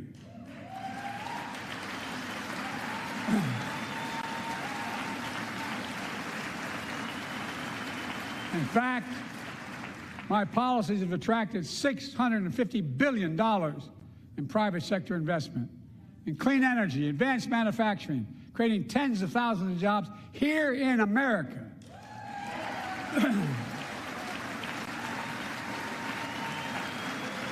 And thanks to our bipartisan infrastructure law, 46,000 new projects have been announced all across your communities. And by the way, I noticed some of you strongly voted against it, or they're cheering on that money coming in. I like it. I'm with you. I'm with you. And if any of you don't want that money in your district, just let me know. Modernizing our roads and bridges, ports and airports, public transit systems. Removing poisonous lead pipes so every child can drink clean water without risk of brain damage.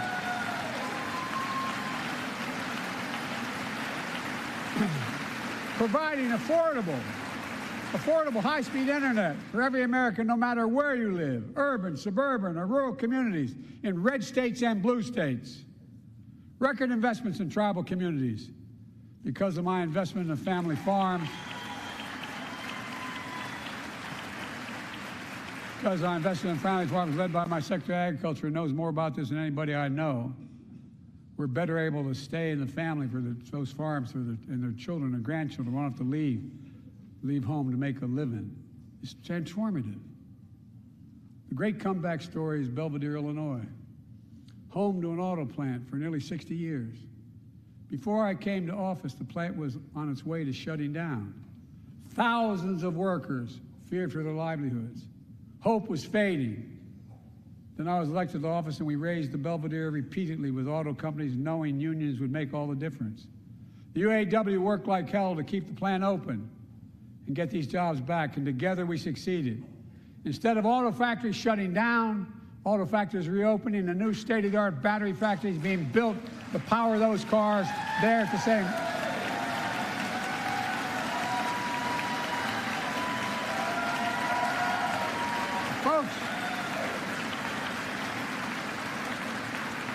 The folks at Belvedere, I say, instead of your town being left behind, your community is moving forward again.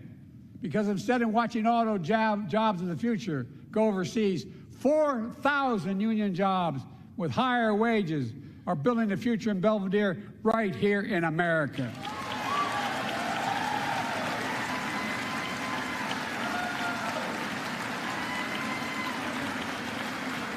Here tonight is UAW President Shawn Fain, a great friend and a great labor leader. Shawn, where are you?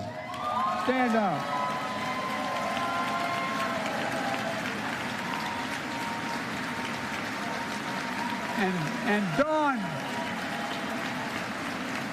And Dawn Sims, a third-generation worker, UAW worker at Belvedere. Shawn, I was proud to be the first president to stand on the picket line, and today, Dawn has a good job in her hometown, providing stability for her family and pride and dignity as well. Showing once again, Wall Street didn't build America. They're not bad guys. They didn't build it, though. The middle class built the country, and unions built the middle class.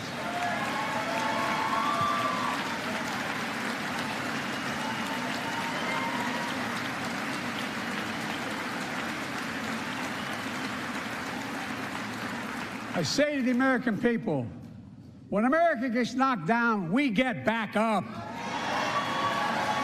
We keep going. That's America.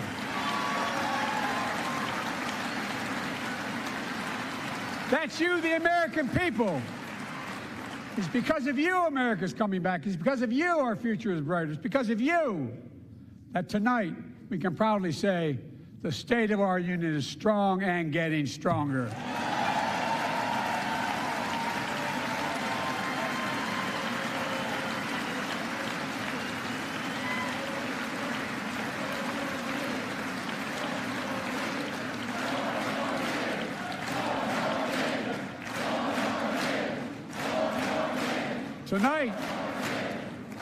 Tonight, I want to talk about the future of possibilities that we can build together.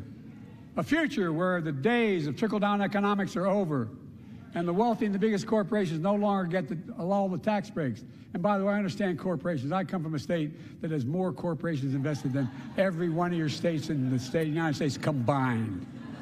And I represented it for 36 years. I'm not anti-corporation, but I grew up in a home where trickle-down economics didn't put much on my dad's kitchen table. That's why I determined to turn things around so middle class does well. When they do well, the poor go way up and the wealthy still do very well. We all do well. And there's more to do to make sure you're feeling the benefits of all we're doing. Americans pay more for prescription drugs than anywhere in the world. It's wrong, and I'm ending it.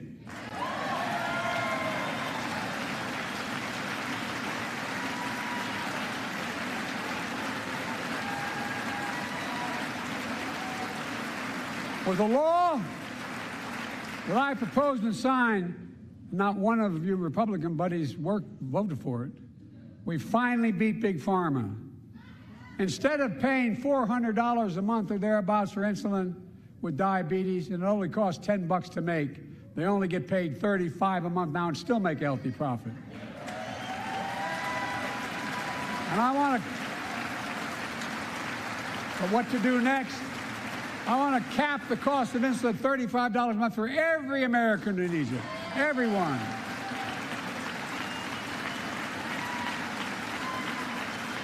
For years, people have talked about it, but finally we got it done and gave Medicare the power to negotiate lower prices on prescription drugs, just like the VA is able to do for veterans. That's not just saving seniors money, it's saving taxpayers money. We cut the federal deficit by $160 billion.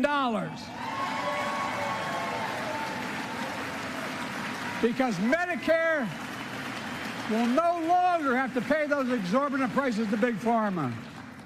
This year, Medicare is negotiating lower prices for some of the costliest drugs on the market that treat everything from heart disease to arthritis. It's now time to go further and give Medicare the power to negotiate lower prices for 500 different drugs over the next decade. They're making a lot of money, guys.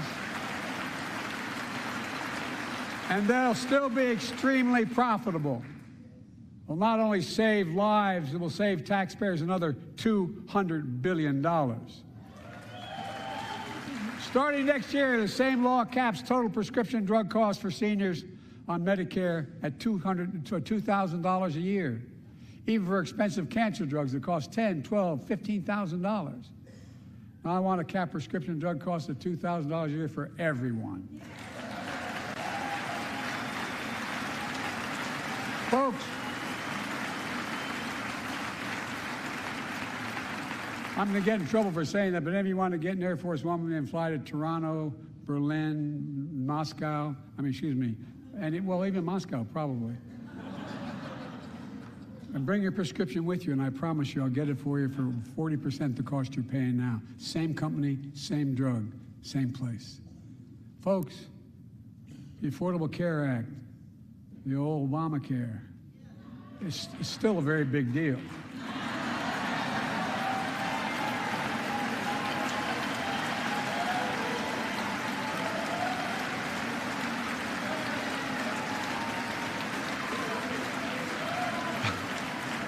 Over 100 million of you can no longer be denied health insurance because of pre-existing condition. But my predecessor, and many in this chamber, want to take this prescription drug away by repealing the Affordable Care Act. I'm not going to let that happen. We stopped you 50 times before, and we'll stop you again. In fact, I'm not only protecting it, I'm expanding it. We enacted tax credits of $800 per person per year, reduce health care costs for millions of working families. That tax credit expires next year. I want to make that savings permanent.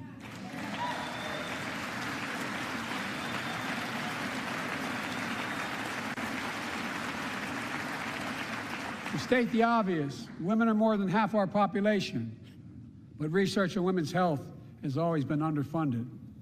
That's why we're launching the first ever White House initiative on women's health research, led by Jill, doing an incredible job as First Lady.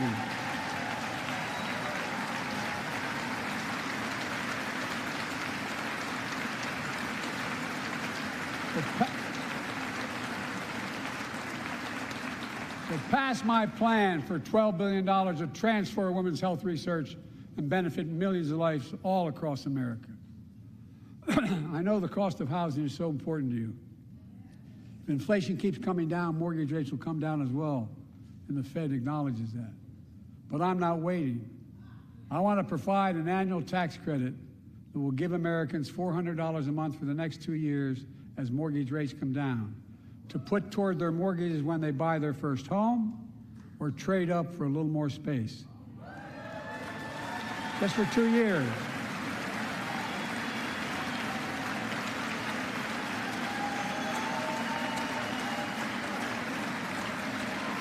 And my administration is also eliminating title insurance on federally backed mortgages. When you refinance your home, you can save $1,000 or more as a consequence. For millions of renters, we're cracking down on big landlords who use antitrust law, who break antitrust laws by price fixing and driving up rents. We've cut red tape so builders can get federally financing, which is already helping build a record 1.7 million new housing units nationwide. Now pass and build and renovate 2 million affordable homes and bring those rents down.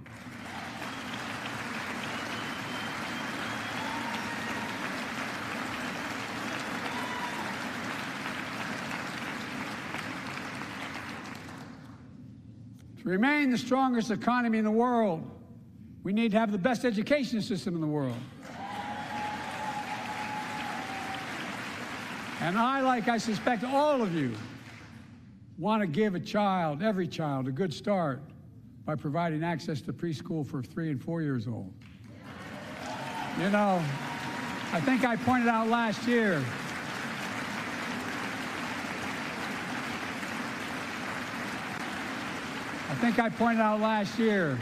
that children coming from broken homes where there's no books, they're not read to, not spoken to very often, start school, kindergarten, or first grade, having heard 1 million fewer words spoken.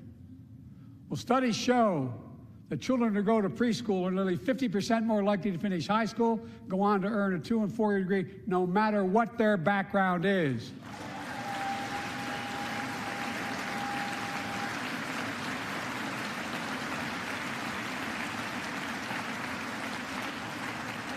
I met a year and a half ago with the leaders of the Business Roundtable. They were mad that they were angry, I think, well, they were discussing why I wanted to spend money on education. I pointed out to them, as vice president, I met with over 182 of those folks. Don't hold me to the exact number. And I asked them what they need most, the CEOs. And you've had the same experience on both sides of the aisle. They say a better educated workforce, right? So I looked at them, and I say, I come from Delaware. DuPont used to be the 8th largest corporation in the world. And every new enterprise they bought, they educated the workforce to that enterprise. But none of you do that anymore. Why are you angry with me providing you the opportunity for the best educated workforce in the world? And they all looked at me and said, I think you're right. I want to expand high-quality tutoring and summer learning to see that every child learns to read by 3rd grade.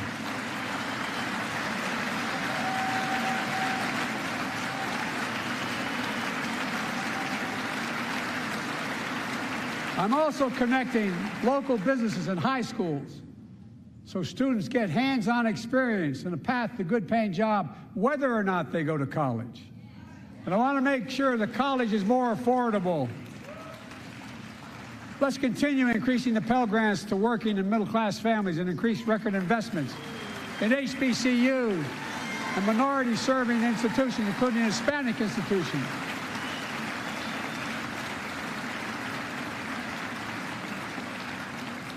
When I was told I couldn't universally just change the way in which we dealt with student loans, I fixed 2 student loan programs that already existed to reduce the burden of student debt for nearly 4 million Americans, including nurses, firefighters, and others in public service. Like Keenan Jones, a public educator from Minnesota, who's here with us tonight. Keenan, where are you? Keenan, thank you. He's educated hundreds of students so they can go to college. Now he's able to help, after debt forgiveness, get his own daughter to college.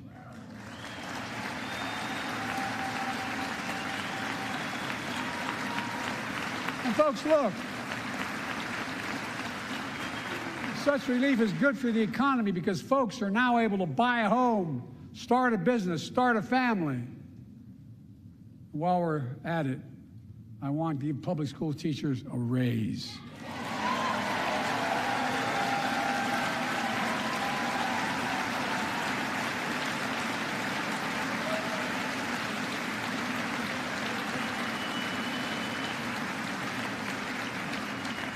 And by the way, the first couple of years, we cut the deficit. Now, let me speak to the question of fundamental fairness for all Americans. I've been delivering real results in fiscally responsible ways. We've already cut the federal deficit. We've already cut the federal deficit over $1 trillion. I signed the bipartisan deal to cut another $1 trillion in the next decade. It's my goal to cut the federal deficit another $3 trillion by making big corporations and the very wealthy finally beginning to pay their fair share.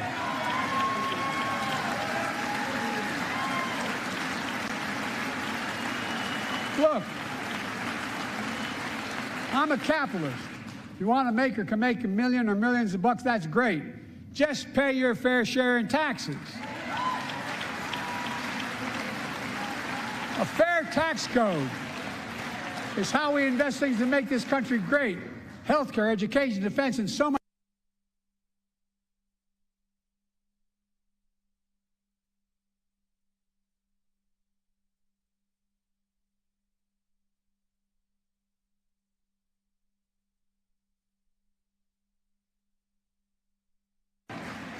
They added more to the national debt than any presidential term in American history.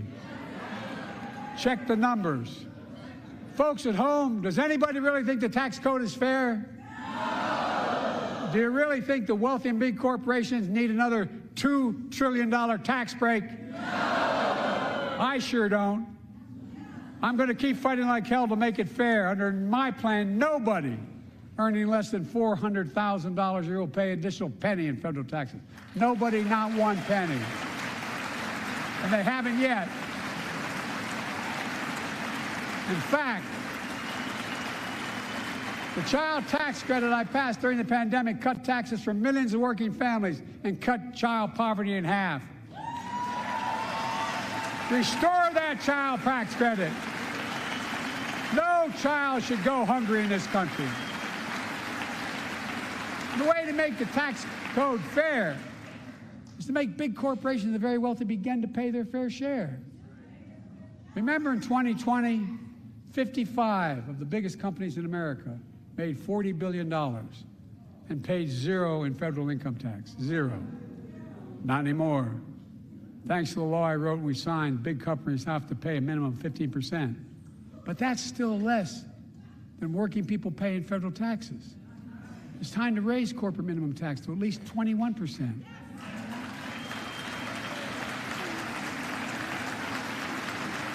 So every big corporation finally begins to pay their fair share. I also want to end tax breaks for big pharma, big oil, private jets, massive executive pay when it's only supposed to be $1 million that can be deducted. They can pay them $20 million if they want, but deduct $1 million. End it now. You know, there are 1,000 billionaires in America. You know what the average federal tax is for those billionaires? No.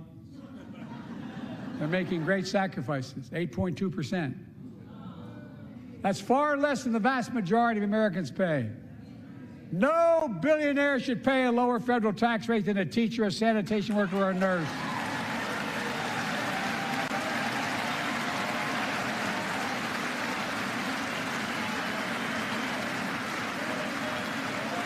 I propose a minimum tax for billionaires of 25%, just 25%. You know what that would raise? That would raise $500 billion over the next 10 years. And imagine what that could do for America. Imagine a future with affordable child care. Millions of families can get they need to go to work to help grow the economy. Imagine a future with paid leave, because no one should have to choose between working and taking care of their sick family member. Imagine a future of home care and elder care, and people living with disabilities so they can stay in their homes and family caregivers can finally get the pay they deserve. Tonight, let's all agree once again to stand up for seniors. Many of my friends on the other side of the aisle want to put Social Security on the chopping block. If anyone here tries to cut Social Security or Medicare or raise the retirement age, I will stop you.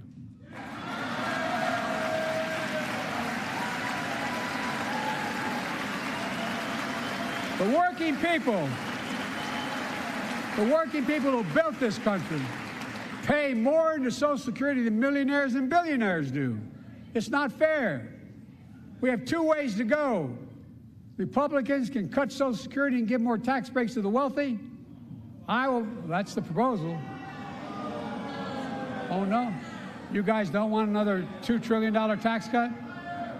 I kind of thought that's what your plan was. Well, that's good to hear. You're not going to cut another $2 trillion for the super wealthy. That's good to hear. I'll protect and strengthen Social Security and make the wealthy pay their fair share. Look,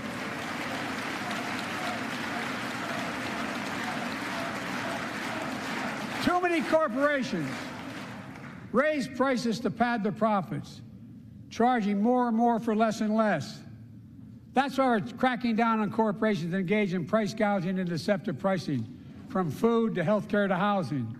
In fact, the snack companies think you won't notice if they change the size of the bag and put a hell of a lot fewer, same size bag, put fewer chips in it. No, I'm not joking. It's called shrinkflation. Pass Bobby Casey's bill and stop this. I really mean it.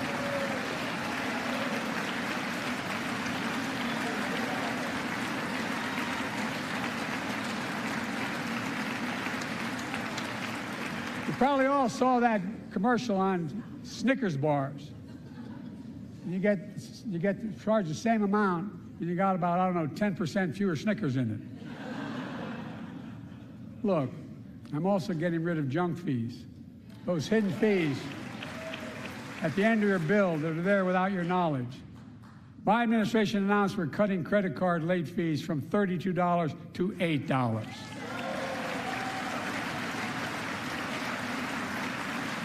Banks and credit card companies are allowed to charge what it costs them to instigate the collection. And that's more a hell of a lot like $8 and 30-some dollars. They don't like it. Credit card companies don't like it. But I'm saving American families $20 billion a year with all the junk fees I'm eliminating. Folks at home, that's why the banks are so mad. It's $20 billion in profit. I'm not stopping there. My administration has proposed rules to make cable, travel, utilities, and online ticket sellers tell you the total price up front so there are no surprises. It matters. It matters. And so does this. In November, my team began serious negotiation with a bipartisan group of senators. The result was a bipartisan bill with the toughest set of border security reforms we've ever seen. Oh, you don't think so? Oh, you don't like that bill, huh? That conservatives got together and said it was a good bill? I'll be darned. That's amazing. That bipartisan bill would hire 1,500 more security agents and officers, 100 more immigration judges to help tackle the backload of 2 million cases, 4,300 more asylum officers, and new policies so they can resolve cases in 6 months instead of 6 years now.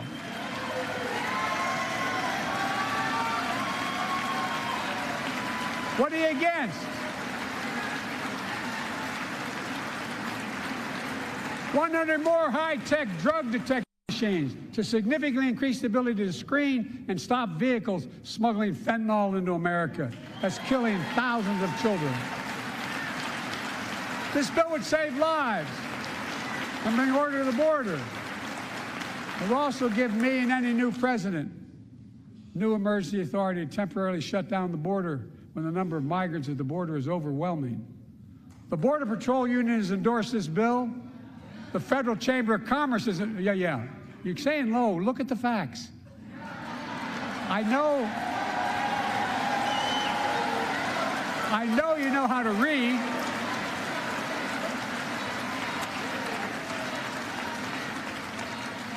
I believe that given the opportunity for a majority in the House and Senate would endorse the bill as well, a majority right now. But unfortunately, politics has derailed this bill so far. I'm told my predecessor called members of Congress in the Senate to demand they block the bill. He feels political win, he viewed it as would be a political win for me and a political loser for him. It's not about him, it's not about me. I'd be a winner, not really.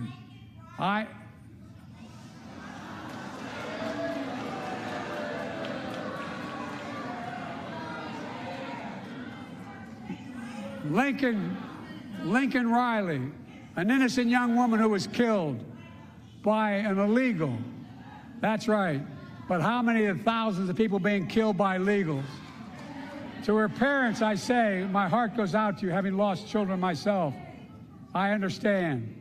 But look, if we change the dynamic at the border, people pay these smugglers $8,000 to get across the border because they know if they get by and let into the country, it's 6 to 8 years before they have a hearing.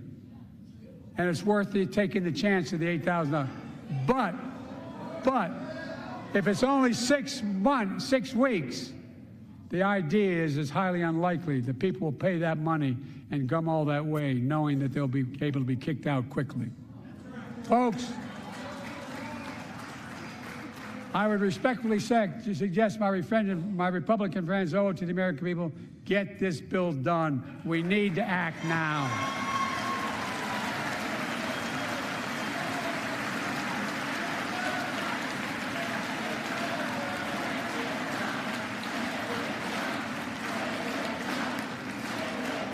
And if my predecessor is watching, instead of paying politics and pressuring members of Congress to block the bill, join me in telling the Congress to pass it. We can do it together, but that's what here's what he will not do. I will not demonize immigrants saying they are poison in the blood of our country. I will not separate families. I will not ban people because of their faith. Unlike my predecessor on my first day in office, I introduced a comprehensive bill to fix our immigration system. Take a look at it. It has all these and more. Secure the border. Provide a pathway to citizenship for dreamers, and so much more. But unlike my predecessor, I know who we are as Americans. We're the only nation in the world with a heart and soul that draws from old and new. Home to Native Americans, and ancestors have been here for thousands of years. Home to people of from every place on earth. They came freely. Some came in chains. Some came when famine struck, like my ancestral family in Ireland. Some to flee persecution, to chase dreams that are impossible anywhere but here in America. That's America. And we all come from somewhere, but we're all Americans.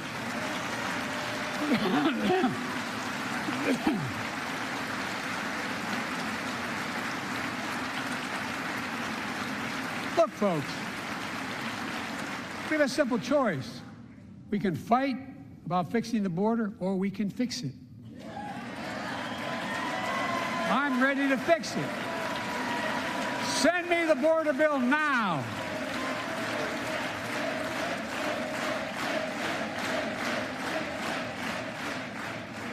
A transformational moment in history happened 59 years ago today in Selma, Alabama. Hundreds of foot soldiers for justice marched across the Edmund Pettus Bridge, named after the Grand Dragon of the Ku Klux Klan, to claim their fundamental right to vote. They were beaten, they were bloody, and left for dead. Our late friend and former colleague, John Lewis, was on that march. We miss him.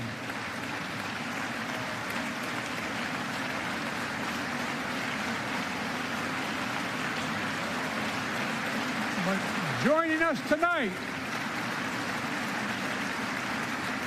are other marchers, both in the gallery and on the floor, including Betty Mae Fikes, known as the voice of Selma.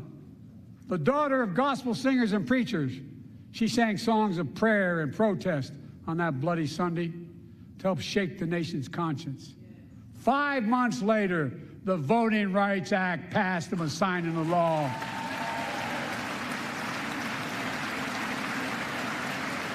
Thank you. Thank you, thank you, thank you.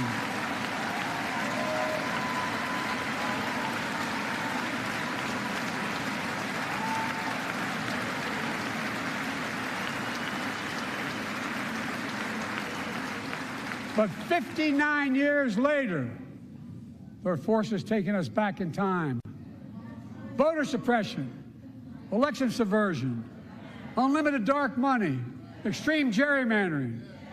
John Lewis was a great friend to many of us here, but if you truly want to honor him and all the heroes who marched with him, then it's time to do more than talk. Pass the Freedom to Vote Act, the John Lewis Voting Rights Act.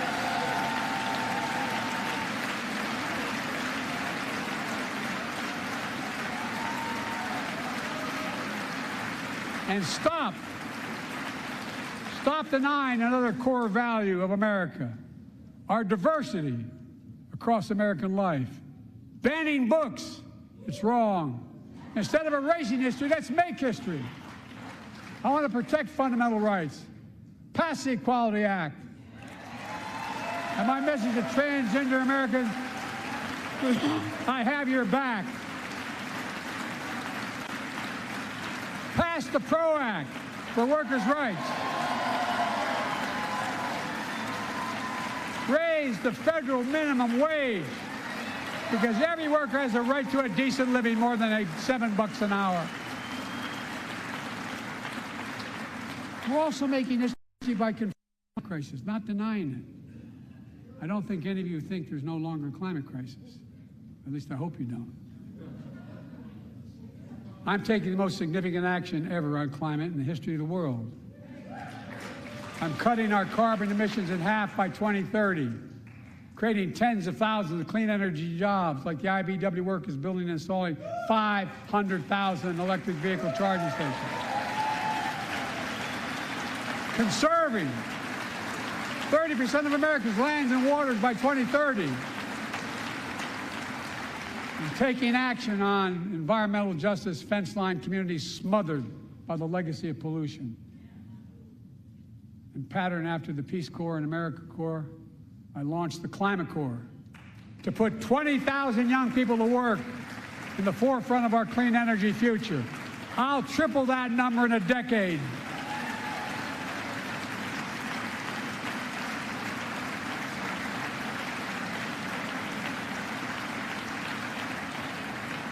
To state the obvious, all Americans deserve the freedom to be safe. And America is safer today than when I took office. The year before I took office, murder rates went up 30%. 30% they went up. The biggest increase in history. It was then, through my American Rescue Plan, which every American voted against, I might add, we made the largest investment in public safety ever. Last year, the murder rate saw the sharpest decrease in history. Violent crime fell to one of its lowest levels in more than 50 years. But we have more to do. We have to help cities invest in more community police officers, more mental health workers, more community violence intervention. Give communities the tool to crack down on gun crime, retail crime, and carjacking. Keep building trust, as I've been doing by taking executive action on police reform and calling for it to be the law of the land. Directing my cabinet to review the federal classification of marijuana and expunging thousands of convictions for the mere possession, because no one should be jailed for simply using or have it on their record. Take on crimes of domestic violence. I'm ramping up the Federal Enforcement of the Violence Against Women Act that I proudly wrote when I was a senator, so we can finally end the scourge against women in America.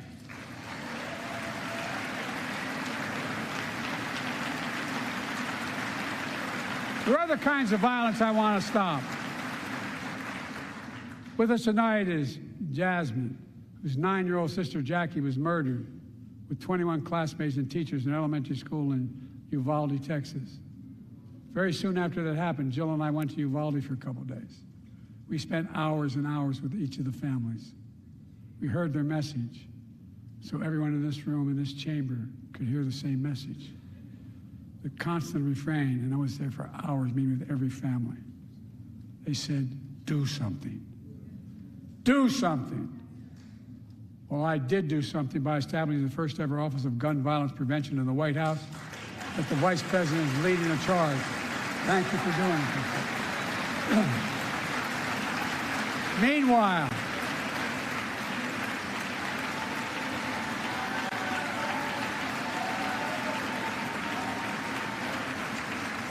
Meanwhile, my predecessor told the NRA he's proud he did nothing on guns when he was president. Oof. After another shooting in Iowa recently, he said, when asked what to do about it, he said, just get over it. There's his quote, just get over it. I say, stop it. Stop it, stop it, stop it.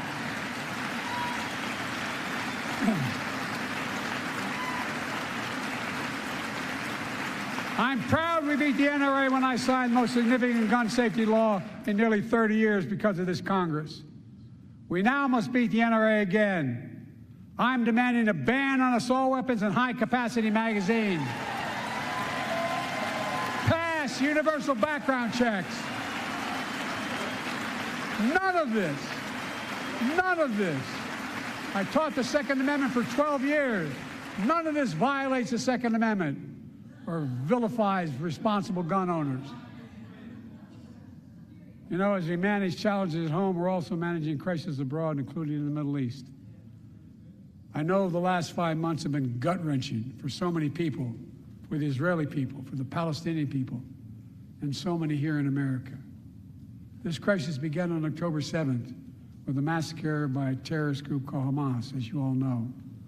1,200 innocent people, women and girls, men and boys, slaughtered after enduring sexual violence. The deadliest day for the Jewish people since the Holocaust, and 250 hostages taken. Here in this chamber tonight are families whose loved ones are still being held by Hamas. I pledge to all the families that we will not rest until we bring every one of your loved ones home. We also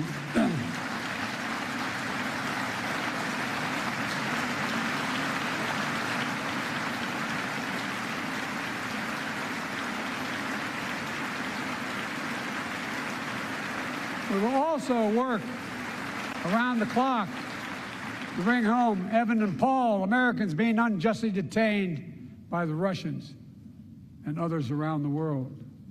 Israel has the right to go after Hamas.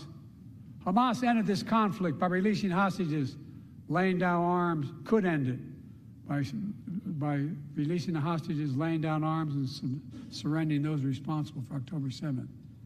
But Israel has Israel has a added burden because Hamas hides and operates among the civilian population like cowards under hospitals, daycare centers, and all the like.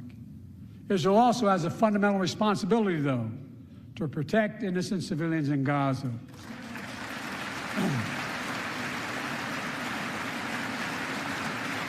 This war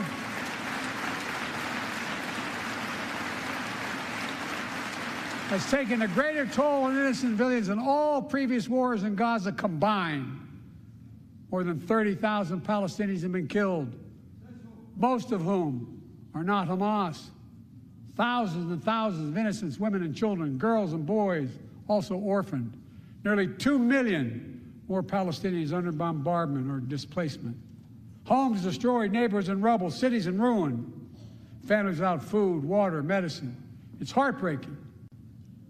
I've been working nonstop to establish an immediate ceasefire that would last for 6 weeks to get all the prisoners released, all the hostages released, to get the hostages home and ease the intolerable and humanitarian crisis and build toward an enduring, something more enduring. The United States has been leading international efforts to get more humanitarian assistance to Gaza. Tonight, I'm directing the U.S. military to lead an emergency mission to establish a temporary pier in the Mediterranean on the coast of Gaza that can receive large shipments carrying food, water, medicine, and temporary shelters. No U.S. boots will be on the ground. A temporary pier will enable a massive increase in the amount of humanitarian assistance getting into Gaza every day.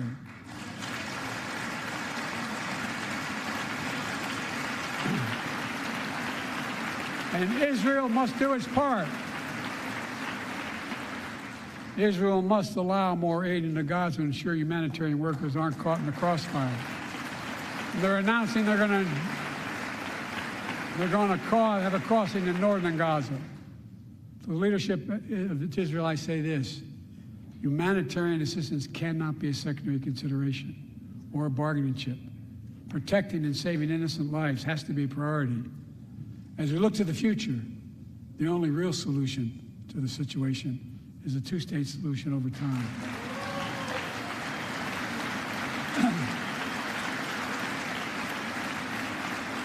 And I say this as a lifelong supporter of Israel. My entire career, no one has a stronger record with Israel than I do. I challenge any of you here. I'm the only American president to visit Israel in wartime. But there is no other path that guarantees Israel's security and democracy. There is no other path that guarantees Palestinians can live in peace with peace and dignity. And there's no other path that guarantees peace between Israel and all of its neighbors, including Saudi Arabia, with whom I'm talking. Creating stability in the Middle East also means containing the threat posed by Iran. That's why I built a coalition of more than a dozen countries to defend international shipping and freedom of navigation in the Red Sea. I've ordered strikes to degrade the Houthi capability and defend U.S. forces in the region. As Commander-in-Chief, I will not hesitate to direct further measures to protect our people and our military personnel.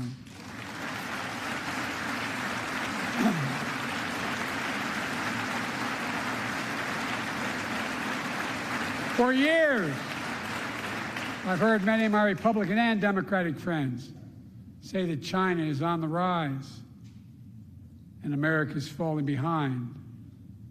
They've got it backwards.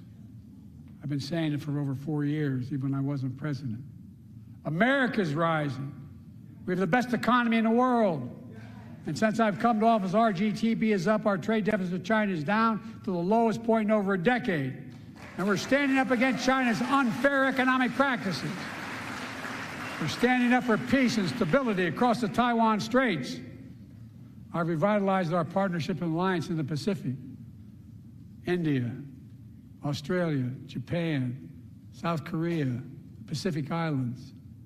I've made sure that the most advanced American technologies can't be used in China, not allowing to trade them there.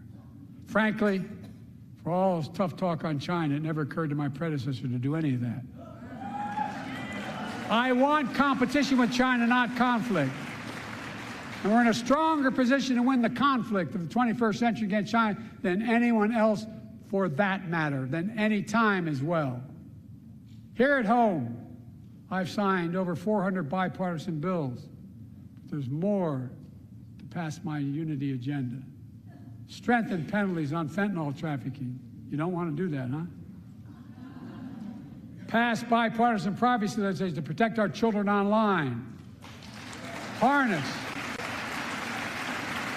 the promise of AI to protect us from peril. Ban AI voice impersonations and more. And keep our truly sacred obligation to train and equip those we send into harm's way and care for them and their families when they come home and when they don't.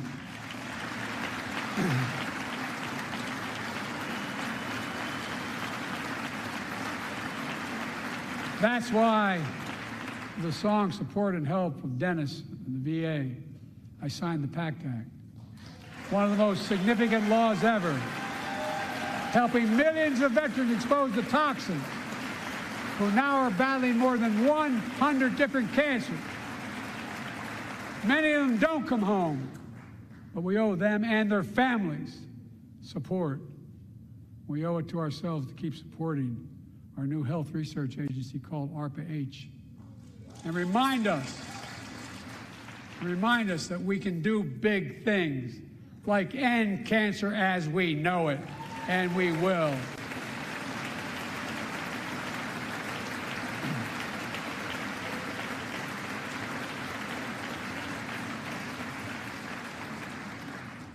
Let me close with this. Yay!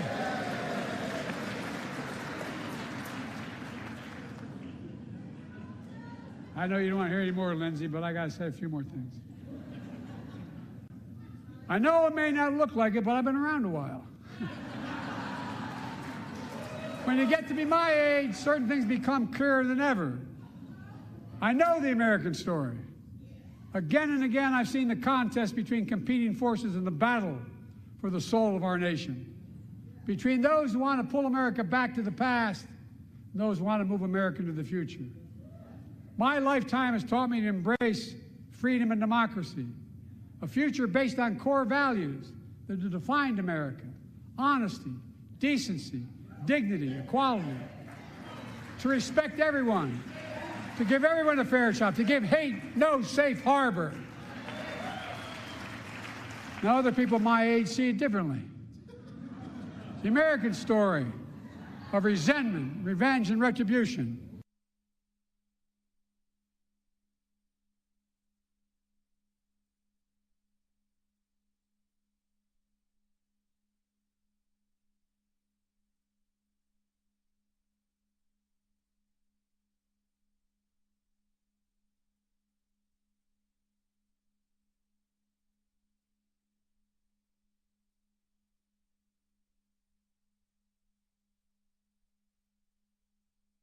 The city of Wilmington was the only city in America occupied by the National Guard after Dr. King was assassinated because of the riots. And I became a county councilman almost by accident.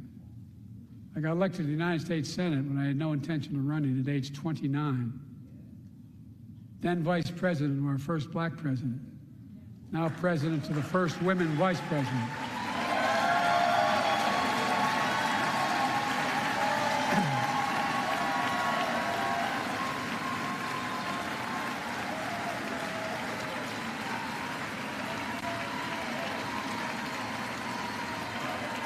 In my career, I've been told I was too young. By the way, they didn't let me on the Senate elevators for votes sometimes. Not a joke. And I've been told I'm too old. Whether young or old, I've always known what endures. I've known our North Star. The very idea of America is that we're all created equal and deserves to be treated equally throughout our lives. We've never fully lived up to that idea, but we've never walked away from it either. And I won't walk away from it now. I'm optimistic. I really am. I'm optimistic, Nancy.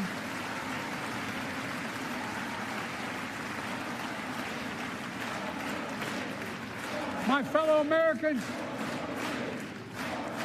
the issue facing our nation isn't how old we are, it's how old are our ideas. Hate, anger, revenge, retribution are the oldest of ideas. But you can't lead America with ancient ideas that only take us back. You lead America, the land of possibilities. You need a vision for the future and what can and should be done. Tonight you've heard mine. I see a future where defending democracy, you don't diminish it. I see a future where we restore the right to choose and protect our freedoms, not take them away. I see a future where the middle class finally has a fair shot and the wealthy have to pay their fair share in taxes. I see a future where we save the planet from the climate crisis and our country from gun violence. Above all, I see a future for all Americans.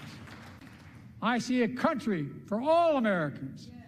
And I will always be president for all Americans because I believe in America. I believe in you, the American people.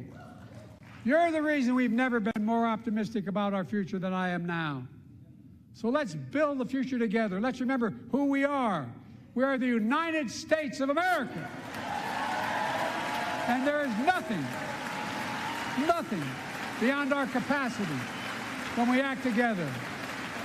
God bless you all, and may God protect our troops. Thank you, thank you, thank you.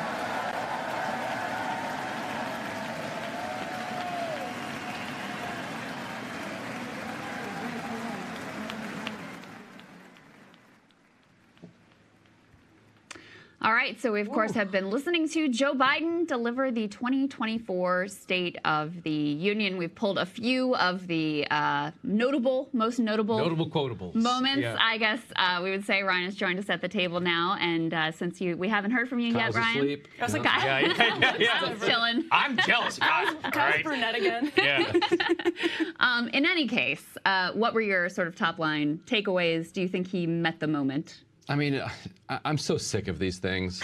Yeah. The whole country feels you on Right? that. I mean, okay, so he looked like less old than he normally looks. True. For a while. A bit. Yeah, for a bit. Sort of flag there at the end. But it's like, yes. okay, good. And the press is going to talk about that for a couple days. But it's like, so what? So he looked less old than he normally looks, like on one night. The American people are not stupid. Like, they know 90% of them thought he was too old before the speech. 90% of them still think he's too old and think that he, like, gave a decent speech and was, like, hopped up on the right stuff. Yeah. And wait another day, and there's going to be another video clip of him looking just insanely too old. So just from if we're going to do the optics horse race part of it, I think everybody on CNN and MSNBC was going to be talking about how great a job that he did at delivering sentences off of the teleprompter, are missing the fact that the American people are not idiots. Larry Sabato already said it was a, quote, home run. Right. It's going to get good reviews. With sort of but you're down by 30 runs and it's the ninth inning. And he tweeted, so Larry Sabato said that about halfway through the speech. And I actually think that's an important kind of dividing line. It did seem, Donald Trump tweeted that the meds were wearing off. That's an actual Trump Truth Social post. It did, though, seem like Joe Biden, as he got more comfortable behind the podium, was trying to mix it up as you had sort of Marjorie Taylor Greene and other Freedom Caucus people yelling back at him. He had some exchanges that, if he weren't as old as he is, might have gone better for him.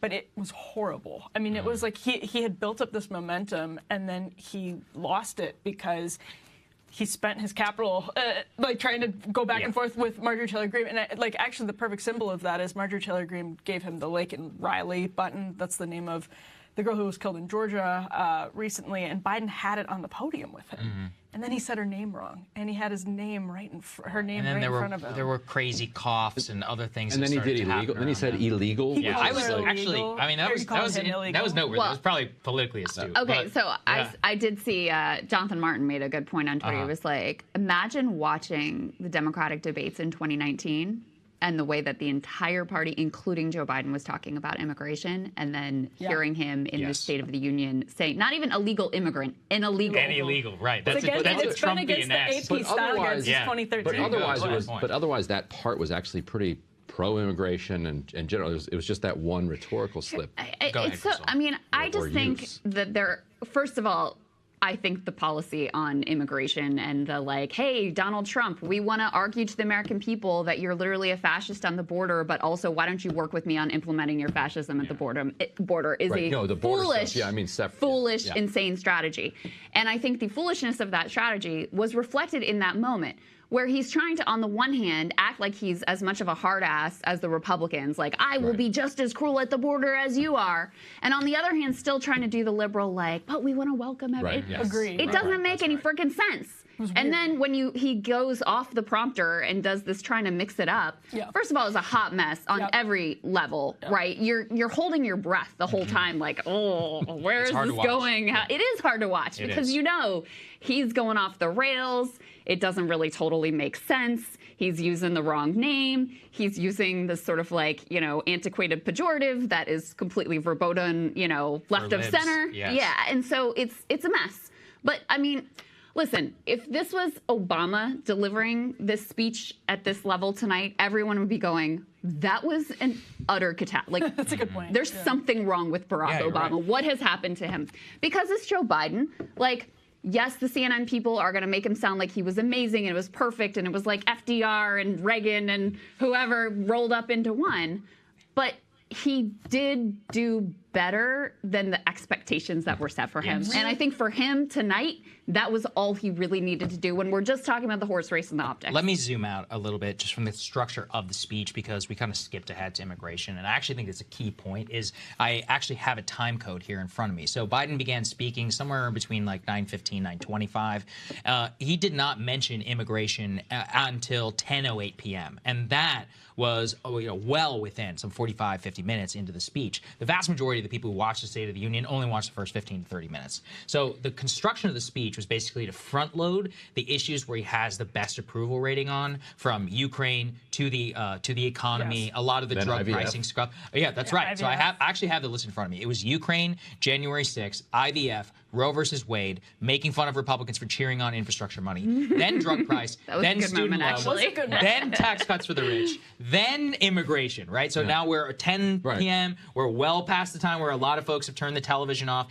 and then Israel comes after that. So he saved, and we've consistent polling, we've reflected here on our Tuesday show, the number one issue that Biden is underwater, immigration. Number two is Gaza. Ukraine, somehow, don't ask me why, people haven't been watching enough Breaking Points, is his top issue. So that's what he decided to lead with. And we actually have a clip of that, I believe, that we can show you. I will just say, I am personally offended and stunned, genuinely, that the State of the Union about the United States of America began with a tirade about Ukraine and why we should fund a foreign war, which is, I personally think, is insane. And he tried to capture some Reagan-esque tear down that wall energy and contrast himself with Trump. That's right. We have a clip of that. So, guys, if we can go ahead and play it, let's take a listen. But now, assistance to Ukraine is being blocked by those who want to walk away from our world leadership. It wasn't long ago when a Republican president named Ronald Reagan thundered, "Mr. Gorbachev, tear down this wall." Now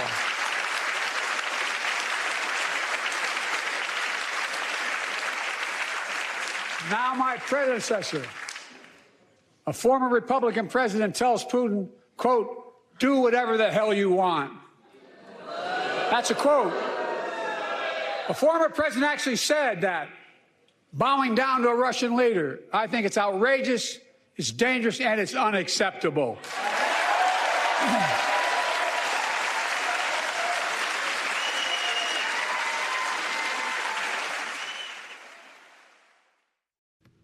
Take a note of Joe Manchin and Mitt Romney standing up for that one. But again, I mean, I'm really wonder what you guys think. I understand that, yes, he has a 46% so approval rating on Ukraine. But I mean, starting off the State of the Union on why we must fund more aid to Ukraine just seems completely crazy to me. Yeah. The actual political hit that he had, IVF, which we will get to in a little bit, and on Roe versus Wade, did not come some 17 minutes, Krystal, into the speech. So we had Ukraine, and then we had January 6th. January 6th, look, I think it's annoying to litigate whatever. January 6th, 3.5 some years later, but politically it has played for him in his contrast with Trump. But he was really trying to stretch that into the top. And I thought, I mean, look, I'll just put it this way. It was a choice. It was a choice to start on Ukraine. Normally, I feel like I'm pretty decent at taking my own personal view of situations out of my political horse race analysis. But I cannot abide this man at this point, given the facilitation of genocide that is going on as we speak, trying to speak in moral language about Ukraine. Like, I just can't. It's always been hypocritical. We've always known that that was, you know, a farce and covering for a lot of other things that are going on.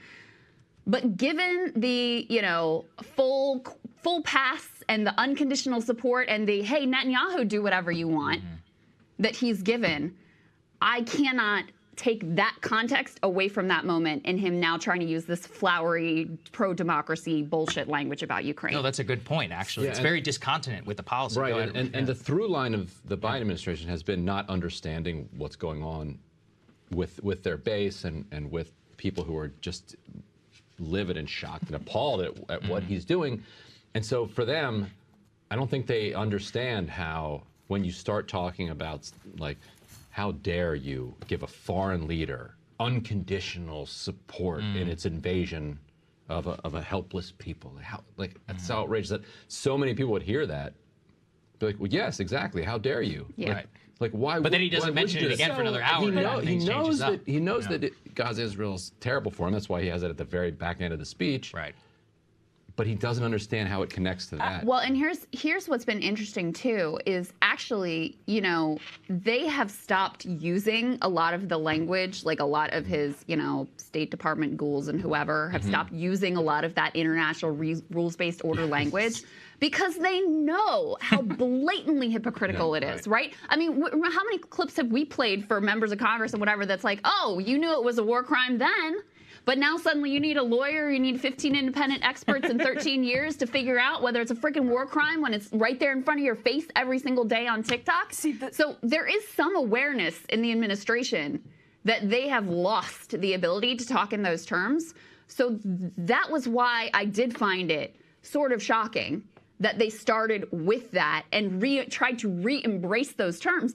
I mean, remember, on his way, he had to go the long route around to avoid hundreds of protesters who were outside saying, your legacy is genocide. So that is this speech didn't just fall out of a coconut tree. There's a context for everything that came before. Thank you for that. This is an interesting point about even their media strategy.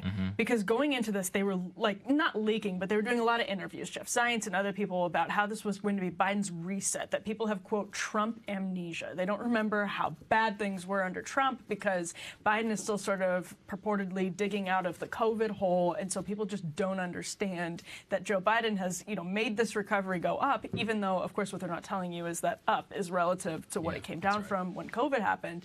And what's interesting, again, is that this is not how it works anymore, that if you front load a speech and you're hoping to, you know, minimize the damage with voters who are upset about your policy in Israel, or you're hoping to minimize your damage with people who are upset with your policy at the border, because he also saved that way for last. As you mentioned, two things that he's pulling the worst on. It doesn't matter anymore because, to your point, Krystal, these clips, we play these clips. These clips go viral on TikTok. We're about to go. I was just going to say, the first half of his speech, for Joe Biden, he didn't seem like he was half asleep. So low bar, but he cleared it. Good for him on that. And then as it started to, you know, speech keeps going. It obviously is slipping a little bit, but I think some of his really sloppy exchanges, he made a personal decision. We were following the transcript of the speech. He made a personal decision to engage constantly with his hecklers. I don't know where you guys stand on this. I don't really have a problem with hecklers. I think it. Oh, I enjoy it. I like the British model. Actually. Yeah. Yes, I think actually a lot of them. I think the American. Well, they people both seem to like it. Yes. Yeah. That's clear. There's a feedback. Personally, my number one issue is decorum. It's decorum. That's what I vote on. Look, my number one issue is Who dress is the most code, decorous? but not decorum. He was so upset about that? decorum. I He was am still about upset the about it. hats Yeah, and I'm the still phones, upset about it. but he loves the heckling. Yeah. Anyway, you're a hypocrite. Yeah. But anyway, that's not how this works anymore. All of those clips, if he was hoping to save the border for last and stave off some problems with different voters, those clips are going to be viral as hell. The Gaza clips are going to be viral as hell. It doesn't work like that. Yeah, that's right. In the internet era, everything is forever, whether you put something at the end or not. I mean, I still think it was obviously a political choice because 27 million people tuned in last year to this. It was the only political event to break the top 100 broadcasts. Very likely we'll get very similar ratings this time around, especially since it is an election year. Kind of going back to the political hits, quote unquote, if we have to at least play the parts where I think that he definitely scored himself good points, is he was cogent, I would say, relatively, because he was sticking completely to the script. He didn't seem as off, and he wasn't coughing as much and losing his place and slurring his speech in the first 45 minutes. And he actually stuck it a little bit on Roe versus Wade and on IVF. So we do have, guys, if we can play the next clip here, where he directly addresses the Supreme Court on Roe versus Wade, which I thought was a smart strategy, given the way that his base feels about it and how it has animated so many voters. So, guys, why don't we go ahead and play that next one? And with all due respect, justices, women are not without electoral power. Electoral or political power. You're about to realize just how much you're right about that. And Ryan, he also that wasn't delivered super cleanly, but it was a good line. All right, listen, as you said, what did you say in the beginning? We're grading on a curve, all right? We're grading on the silent generation curve. The one line I still can't believe from the speech is, "I was born during World War II." I'm like, you should probably just never remind people. We are literally. Astounding. I am watching documentaries on Netflix of World War II in color, which is so amazing. So it's like, by the way, great that documentary. new one is yeah, so good. it's awesome. Yeah, but when we have to it's colorize really footage from whenever the president of the United States is born today, a little bit nuts. But Ryan, we were like, wow, that was his real hit, was on IVF and on Roe versus Wade. So again, saving it a little bit for the middle part of the speech, but calling directly, he's like, let's legalize IVF right now, and pointing to one of the women in the balcony. Well, you had a good idea of how Biden should have constructed the speech. Right, half joke, but not really, because at this point, what do you have to lose? if I were his speechwriter, I would have given him a one-page speech, and it's IVF and Roe v. Wade. You get in there, you talk about those two things, and you're like, bye. That's it. And antitrust. And then Still made a force good us point. to just And talk about how antitrust. he did that. Yes. Not even antitrust, because once you start doing antitrust, then You open a you're can of worms. But a shrunken can of worms. Those worms just keep coming. You do IVF and Roe. Yeah. And then you just lay it on the table that it's like, look, I am running for re-election. You think I'm way too old for this job. You think I'm doing a genocide, but the Republicans are crazy and they're going to ban doing some IVF crazy shit. and Trump. Right. And be like, look, that's it. Don't pretend like you're offering anything. That's smart. He didn't say Trump's name, by the way. Well, I wanted to make the point, though, that especially the early part of the speech, and this was obviously a very intentional choice to try to make Biden look feisty and vigorous and all that. It was very aggressive. Yeah, it was. I mean, it was very, I'm coming after you. He didn't say Trump's name, but he said, the former president, my predecessor, et cetera, et cetera. It was, especially the first portion, was a campaign speech. And, so he hits him on Putin, and he's going to let Putin do whatever he wants. And then he hits him on January 6th, hits him on abortion, and you're the one that put these justices on the court. And, was really trying to take it to him and show that he still has the ability to credibly do that. So I think it was, very conscious to try to demonstrate that he had this fight and this level of aggressiveness that he's able to bring to the table, at least when it's scripted in a teleprompter and he's had a whole cocktail of whatever drugs they gave him before he stepped down there. We already have Joe Scarborough weighing in. He says it's Biden's best speech, underestimated again. I mean, that is the direct audience, though, for what this was. That's interesting because I've seen among the sort of commentariat reactions that are like this. and reactions that are like Amy Walter, who said, this feels more like something one would hear at the DNC than a State of the Union. He has already mentioned his quote-unquote predecessor in negative terms 2 times in the first few minutes.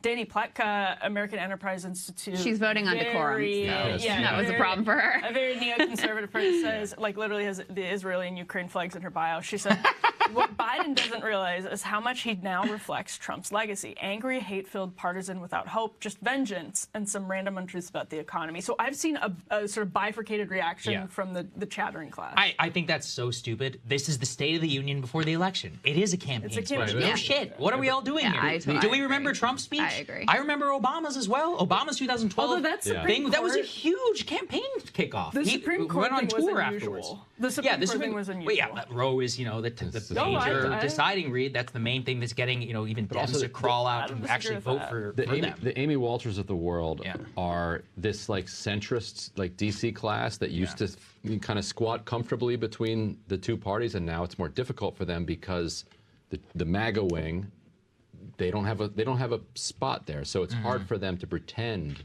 to both sides it. That they can't both sides it as well, so they have to like figure out ways to like not look like they're Democrats because they have just become Democrats, whether they want to admit it or not. So one way to say, well, I'm not a Democrat, this guy, he's the State of the Union. So political. Yeah, it's like he's the president. He's the top political figure in the country. He's running for re-election. He'd be an idiot not to do that. I mean, this always gets back to the strategy too. He was very shouty, though. Look, he was shouty. I mean, look, that's what it takes for him to be able to speak clearly. So, but that's very intentional. Listen, the floor, the bar is as low as it could possibly be. Okay, but the whole thing, I'm sure they coached him up like, be loud, be energetic. And so that's why he comes out there and he's screaming at us. But don't riff too much. Yeah, well, that part wandered off the rails at the end. But I mean, in a way, too, the fact that you bury your toughest issues at the end when the meds are wearing off and you're starting to go awry is not actually a great strategy. But since we're talking about decorum, it's as good of a time as any to show this little Marjorie Taylor Greene Joe Biden interaction. This is as he's walking in, he's doing the grip and grin with all the gathered members or whatever. Marjorie's there. She's in her red MAGA hat, and she has the, what is Laken Riley? Laken Riley, that's right. Pin that she's trying to put in his face. And we've got a reaction from the president that caught a lot of people's attention. Let's take a look at that. Look over here, Mr. President. So that face is what everybody's talking about. Krystal, I guess we don't have the clip of this, but what it was, and there was a noteworthy part where he held it up, and this is what we referenced in the beginning, and because she was shouting his name, she was interrupting him whenever he was calling for the passage of the bipartisan border bill, and he was like, say her name, and he actually took out the pin. He said, yes, it's Laken Riley. As you said, he said, yes, she was killed by an illegal, where I did see some gasps. I mean, even me, I was like, wow, I can't believe a Democratic president just said that. Yeah. It has, what did you say? It hasn't been canon, I think, in the lexicon for quite a long time. We do actually have a portion of that, but the internet was reacting to that face. Okay. That's why we wanted to show the face. That was it was funny. There's a lot of internet reaction to that, but we do have a portion of the immigration ad lib that we can show you guys. This is D4 control room, if you could run that.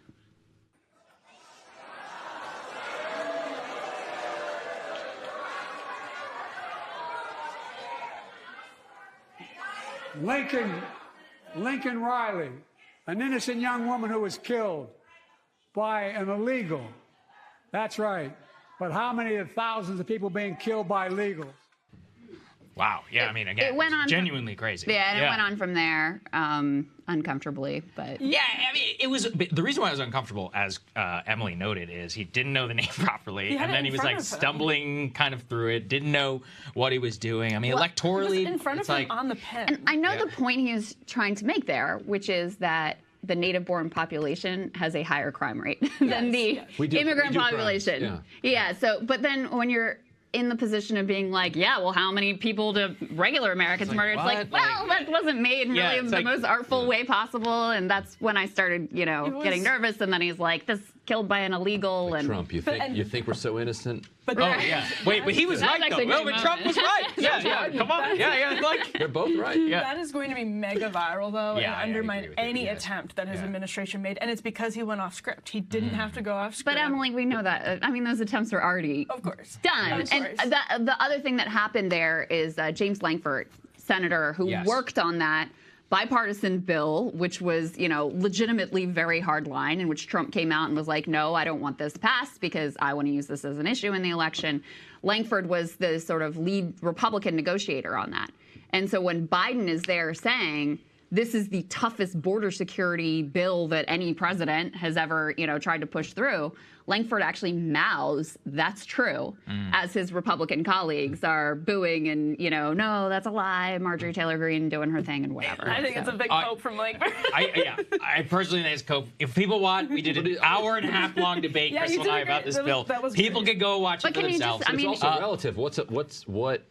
What is a bill that has been tougher? Than Well, okay. the What I president has would come back to is really this: is on the politics of it. I've always agreed with Krystal. Is if you care about the border, I care about the border. Emily, you do too. It's one of those things where it's like, yeah, we don't trust you, Biden. Period. End of story. Like even with all this other shenanigans, because of the people who work for you and all the other things that have happened in the last interim 3 years. You actually, I think at this point, if you're a border voter, like you're just a Republican, 100%. Like you're going to vote for him, or you're going to vote for Trump, or you're just not going to vote for Biden on this issue. Period. Now, can he move some like independent vote or anything on this? I genuinely don't think so. I think his best So possible you wouldn't effort. say that there was another bill that was tougher. You're just saying, I don't trust Biden to implement Well, okay, a tough but bill. this is what I'm saying about the bill. Like what we've had legislation introduced in 2017 that was much tougher under Trump. There was one that HR2 is what HR2 is what the Republicans wanted, Republicans have Yeah, passed. it didn't and- pass. No, it did pass the House of House. Representatives. Right, but so- it wasn't made into law. Right. I mean, well, listen, this one didn't personally, pass either. so it I'm doesn't matter, delighted right? that it was blocked. Yeah. Like, I'm just saying, But like, here- but you the can't say it's point the is- toughest but one Saagar, the because point- there's It's a the billion toughest other that could bills have out there. passed. The point is, Well,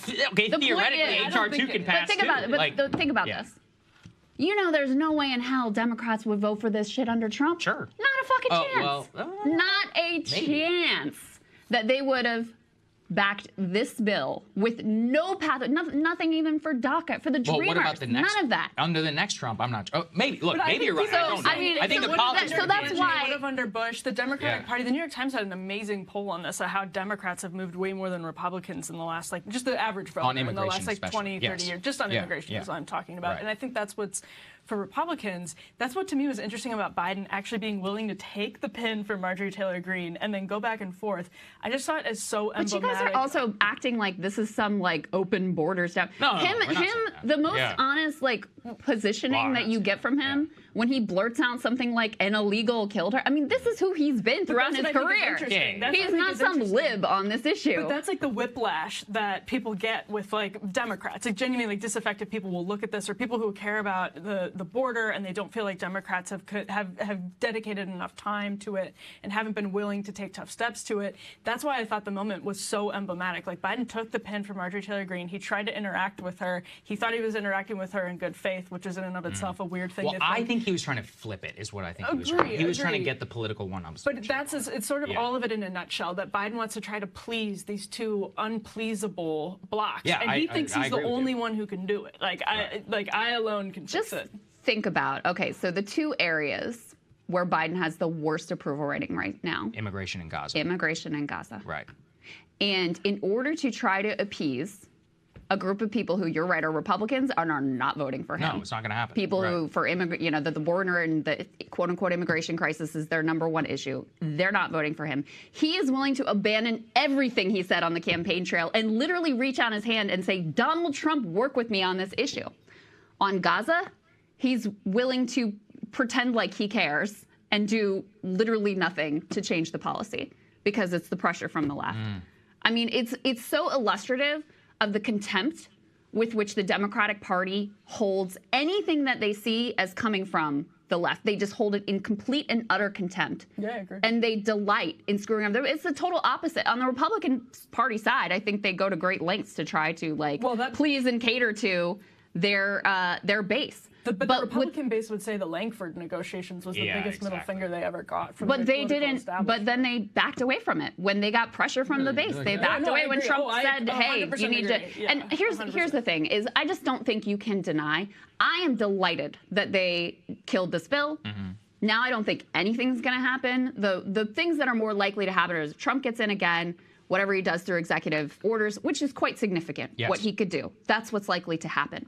But in terms of, actual legislation passing, no, they're not going to get another bite at this apple. It was purely political. Right, because why would Democrats help him? Because at that point, it's Trump's problem. Exactly. That's same exactly right. That Republicans were like, sorry, Biden, this is your problem. And at the same time, Democrats have completely abandoned any sort of moral high ground that they had on this issue, and they've just accepted the Republican argument, which is why I think it's both a moral and political disaster. I will stick with what you said. Immigration debates and all that aside, I think that a point that you're making is important about political constituencies' ability to exercise power. And the border, because it's interesting, because if you look in the past, the Republican base has wanted immigration restriction for 70 years or whatever, for as long as the modern coalition has existed. Screwed, gang of 8, over and over again. They're finally able to extract actually some blood on Eric Cantor. And then with the Freedom Caucus from there, plus the rise of Trump, you have Marco Rubio, Ted Cruz, Jeb Bush, and all these other people who disavow their previous immigration policies and basically meet Trump where he is. And then you get to the status quo of today, where the base is able to kill a border bill. The problem, and I mean, there's a myriad of reasons why, maybe what this is, I actually want to know what you guys think, is for some reason we haven't seen the ability for the left to exercise that same level of political power until, look, maybe today is the breaking point, right? Because we have uncommitted that actually is a genuine political force. And I mean, I think that the calculus, and this is where I probably defend the two of you and have stuck up for you also for when my centrist Biden fans get very upset at the things that you say is they're like, you can just say but it's Marshall. Trump would, that's right. Yeah. It's not just Marshall. They're like, yeah, but Trump would be so much worse. I'm like, yeah, but they're trying to extract a pound of flesh to show that they can. And it's like that just hasn't really happened a lot with the political left in this country. And that's the issue. Knee-jerk assumption that really started with Bill Clinton. Yeah, right. That the way to win is to kick the left and posture like to adopt a lot of the Republican position, like on welfare and on NAFTA and all kinds of other things. Biden is the symbol. He is the poster candidate. That is his ideological very bearing. True. Yes. Yeah. And I mean, I keep Mark Lamont Hill said this with regards to Israel and how they have been so clueless about what a problem this is for them electorally, which has been obvious from the very beginning. But if you've been in Washington 50 years, in that 50 years, it has never been a political problem to be too pro-Israel. And so him and his little bubble of people who have similar 50-year careers in Washington, D.C. and all of these things baked in, they're just not able to adjust to any other assumption. They're not able to realize that there are certain areas where actually the left-wing position is incredibly popular and you would benefit from adopting that position. Now, I do want to give some credit to the economic portion of this speech, which I thought was well-crafted. I thought it emphasized, I thought it was good. I mean, it was very made in America. It was very sort of economic nationalist in a way that I think lands in a real populist way. Yeah. He spent a lot of time talking about specific proposals to help make housing more affordable, both for homeowners, aspiring homeowners, and renters. He talked about using antitrust to go after these big landlord companies that are basically rigging the markets and use it. He didn't get into the whole algorithm situation, but we actually covered it on the show this week. But using the antitrust division to try to crack down on price fixing in the rental market, which is increasingly a huge issue. I thought there were some genuinely good things there. It's hard for me, though, it's just hard for me to really give him credit on any of this when Gaza and what's happening there just looms so large over all of it. What do you think, Ryan, about this pound of flesh, the ability for the left to exercise power? Well, I think fundamentally one problem is that the hard right is so much bigger in the United States than the hard left, or whatever you want to call them. Just the structural and the material conditions that exist here in the United States do not set up a situation where you're going to have a big left. You had one in the New Deal because you just came out of a Great Depression and the U.S. was not yet the global empire riding a stride across the whole planet. And the success of the left out of the 30s and 40s was their own undoing. And so they just don't have the numbers. Like, you can do some tactical things here or there, but you're gonna be stuck. Oh, we'll see. But yet, despite that, the great tragedy of this genocide, well, not the great tragedy, like it's many layers down, but one of the tragedies of the genocide that Biden is overseeing is that it has just stained his entire legacy of economic populism, which, as Kyle was saying, like before the speech, he would be defending, I would be defending. There's so much that you can say about it. The fact that prices jumped and are still high, and rent is still a huge problem, is itself kind of a cloud over everything else that he's done. Yeah. But everything else he's done is not nothing. Like low unemployment rate, labor militancy, cash in people's pockets. Like the economy overall in the last 3 years, a result of the kinds of things that the left has been pushing for years, is headed in the right direction, but you're not going to find anybody who's willing to celebrate. Yeah, I mean, how much would I have in another timeline without Gaza been talking about Sean Fain being there? Yeah, you're and right. Yeah. the union wins and the pro-outs getting a call out and all of that. But it's just like, it is an incredible tragedy because before Gaza, I was out there saying, listen, it's not just a lesser two evils vote. If you look just at antitrust and you look just at labor, and just at wages, wages now are growing faster than prices, and they have been for several years, care about and especially at the lower end. If you care about checking corporate power, the people he put in place in key positions have done a great job, and they've been aggressive, and it's been groundbreaking, and it's been a real break from the Clinton-Obama Democratic Party, and obviously wildly better than, Trump had a bunch of union busters in at the NLRB, and the antitrust was not doing anything different than what was being done before. So those pieces are undoubtedly better under Biden. I don't think that they've done a great job selling it or whatever. It's long term, while you have a lot of pain for people that is very present and very real right now.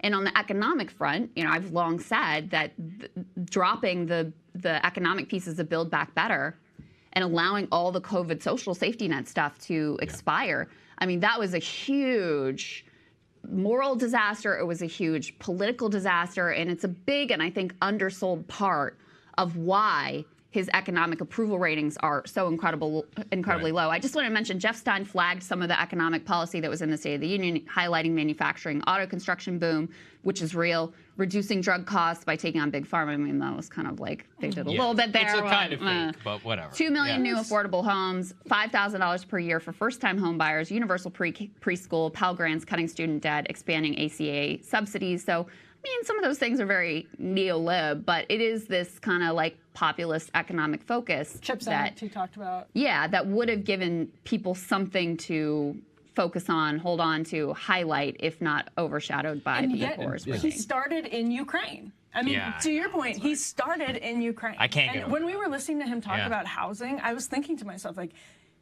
this, if you had written this for the beginning, if you had really written this as an introductory part of your speech, I mean, I get it. I kind of doubt myself on this now, though, Emily, because I would have said the same thing, but that message of just January 6th and MAGA's a bunch of crazy weirdos, it worked. No, it's worked for him. I'm an abortion. Exactly. The people don't trust him on the economy. They're not going to take credit for it. They haven't done enough of the short-term stuff. They don't trust him on that. They're not willing to give you long-term, check boxes when you're getting screwed. Do you think age is huge? I think age hangs over the economy. Age hangs over absolutely everything. Because it's all right, okay, I do like that wages are going faster than inflation, et cetera, but I don't trust this guy over the next 4 or 5 years to deliver more. And I've talked about this before. Kennedy, I mean, he had, in terms of the inexorables, he had the vigor. That was the whole thing. That was why he was also on a cocktail of drugs. Yeah, that's right. But nobody knew it. Okay, people didn't know he basically had late-stage Parkinson's and would have died if he had been reelected. Make presidents look sober again. So I do have to say this: we are going to be transitioning soon. I've flagged this before to our premium-only live stream. It will be available to premium members. You have a few more minutes if you want to sign up at BreakingPoints.com. We'll be doing a live Q&A which is on a separate live stream that we've emailed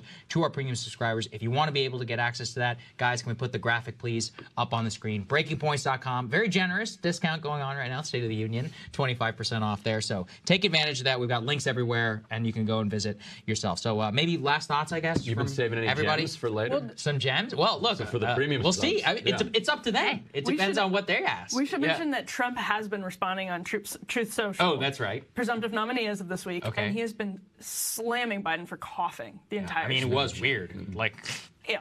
So I mean, but like Trump, the sort of master of the aesthetic and the TV. That's what he honed in on. It's interesting. Joe Coffin. Joe Coffin. Oh, and that works on multiple yeah, C-O-F-F-I-N. Coffin Joe. Coffin Joe. I like That's not bad, Ryan. That's not bad. I might tweet that out. I might try and I may try and socialize that. So well, I saw he was trying to take Hillary's the crooked Hillary thing and give that to Joe. And I was like, you really recycling nicknames now? Come on. That only works for Hunter. It doesn't work for you tried that. It doesn't work as well. So okay, last thoughts from everybody. Ryan, what do you got? No, that's all I got. All right, that's it. That's come on, Joe. Yeah, Coffin Joe. Well, it wasn't a joke. It was a serious advice. Insulting advice. My last thought here is, we had that moment with the report that came out that was talking about elderly gentleman, poor memory, when there was this moment of panic. And Ezra Klein is writing a piece in the New York Times, and Nate Silver is echoing it, and you're, getting kind of a little bit of a DC freakout going, getting conspiracy theories about, maybe they're getting ready to slide Kamala into his place or something like that. All of those murmurings, I think he did enough in this speech that I agree with you. It's over. Unfortunately. I mean, listen, again, we've talked a million times, the bar is really low. But I'm sure on CNN they are over there selling him as the greatest orator of our time now. Jim Messina said all questions are answered. Like he's good. There you go. If I'd have had a question in, it would have been answered. Yeah, yes, Joe. I completely agree with you, Krystal. This is it. The Biden age discourse, they have enough. My prediction that I'll try and hear is that they are going to try and do as few debates with Trump as possible. We would be lucky if we get one. And I think this is exactly why. He can have one shot. He can have one thing where he can read off. He can have the note cards prepared. But 3 is just not going to cut it. Trump, smart in trying to pressure him and highlight that. But the proof from this speech is the Super Bowl strategy was correct. Don't put him on the Super Bowl. You play him once. You get him pretty good, 30 minutes or so, and that's it. And you cut his ass off. Don't let him go out there. It doesn't work because people aren't stupid. It doesn't work because people aren't stupid, but they're gonna look. They work before. You play the MAGA hits. On CNN you play this. You play the Roe versus Wade hits, and you just hope and pray in November. That's your only possible strategy in dragging you through election. So that's my prediction and my kind of closing thought on this. Emily, my closing thought is I think there were some moments that were genuinely really. I don't want to say unprecedented because nothing is ever unprecedented in the United States Congress, but there were moments that were unusual to anyone who's watched a State of the Union on television, which I think started with Harry Truman. That the sort of break in decorum, which again I don't have a problem with, but that was Biden going back and forth. I think all of that is going to overshadow the planned scripted rhetoric that came out of the White House that had actually some real, just from the perspective of political strategy, some real highlights. They did a good job with some of these lines. They did a good job talking about some things. But I think because those places he went off script, he tried to interact with Marjorie Taylor Greene. He tried to go back and forth, chop it up with people who were shouting in the audience. And in the course of that, he had some gaffes. He was coughing a lot. He said something about Moscow at one point, getting drugs from Moscow. I think honestly all of that is because we live in the viral clips economy, going to overshadow their best efforts not to have that happen, and because he decided to go off script. Well, for my final thought, I'll tell my old man story.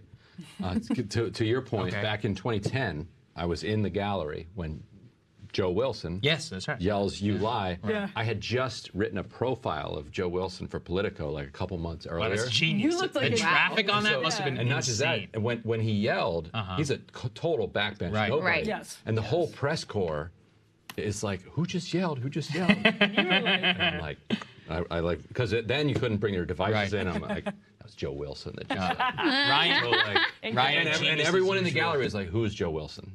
Dude, who is Joe Wilson? I'm like, read my profile. It's like why did you profile him? He's real. Why did I profile him? I mean, he had a whole bunch of kids serving in Iraq. Okay. I don't know. Go Google Joe Wilson. We'll look it up. We'll look it up. A little homework It for was in everybody. Politico. I used to do feature profiles. All right. So here's what I'm being told. Story. Premium guys, premium stream. There's a separate stream for premium subscribers. If you signed up in the interim, go and check. We have emails and all of that. You'll have a link. We're going to stop for maybe 2 minutes or so. Everyone will take a drink of water. Premium chat, what I'm going to ask is that you guys start putting your questions into the box so that we can have some immediately when we start going. But to the public, thank you guys so much for watching. We really appreciate it. I think we hit 20,000 or so at the top awesome. here, so that was pretty cool. Fantastic. Yeah, That's a lot of public. That was a lot. Yeah, I think that might be a record for our State of the Union stream. So Nice. 3 years here, Krystal, has been great. It's kind of amazing. We started over there in our piddly little set. Now we're here. Look at us. Now we got counterpoint. beautiful So set. you guys have done an amazing job. The premium subscribers, you guys helped us build all of this. So just thank you, thank you, thank you. BreakingPoints.com if you can help us out. Otherwise, premiums, we will see you all. Just give us a few minutes. We'll take a drink of water and we'll do our Q&A live in the chat. So there we go.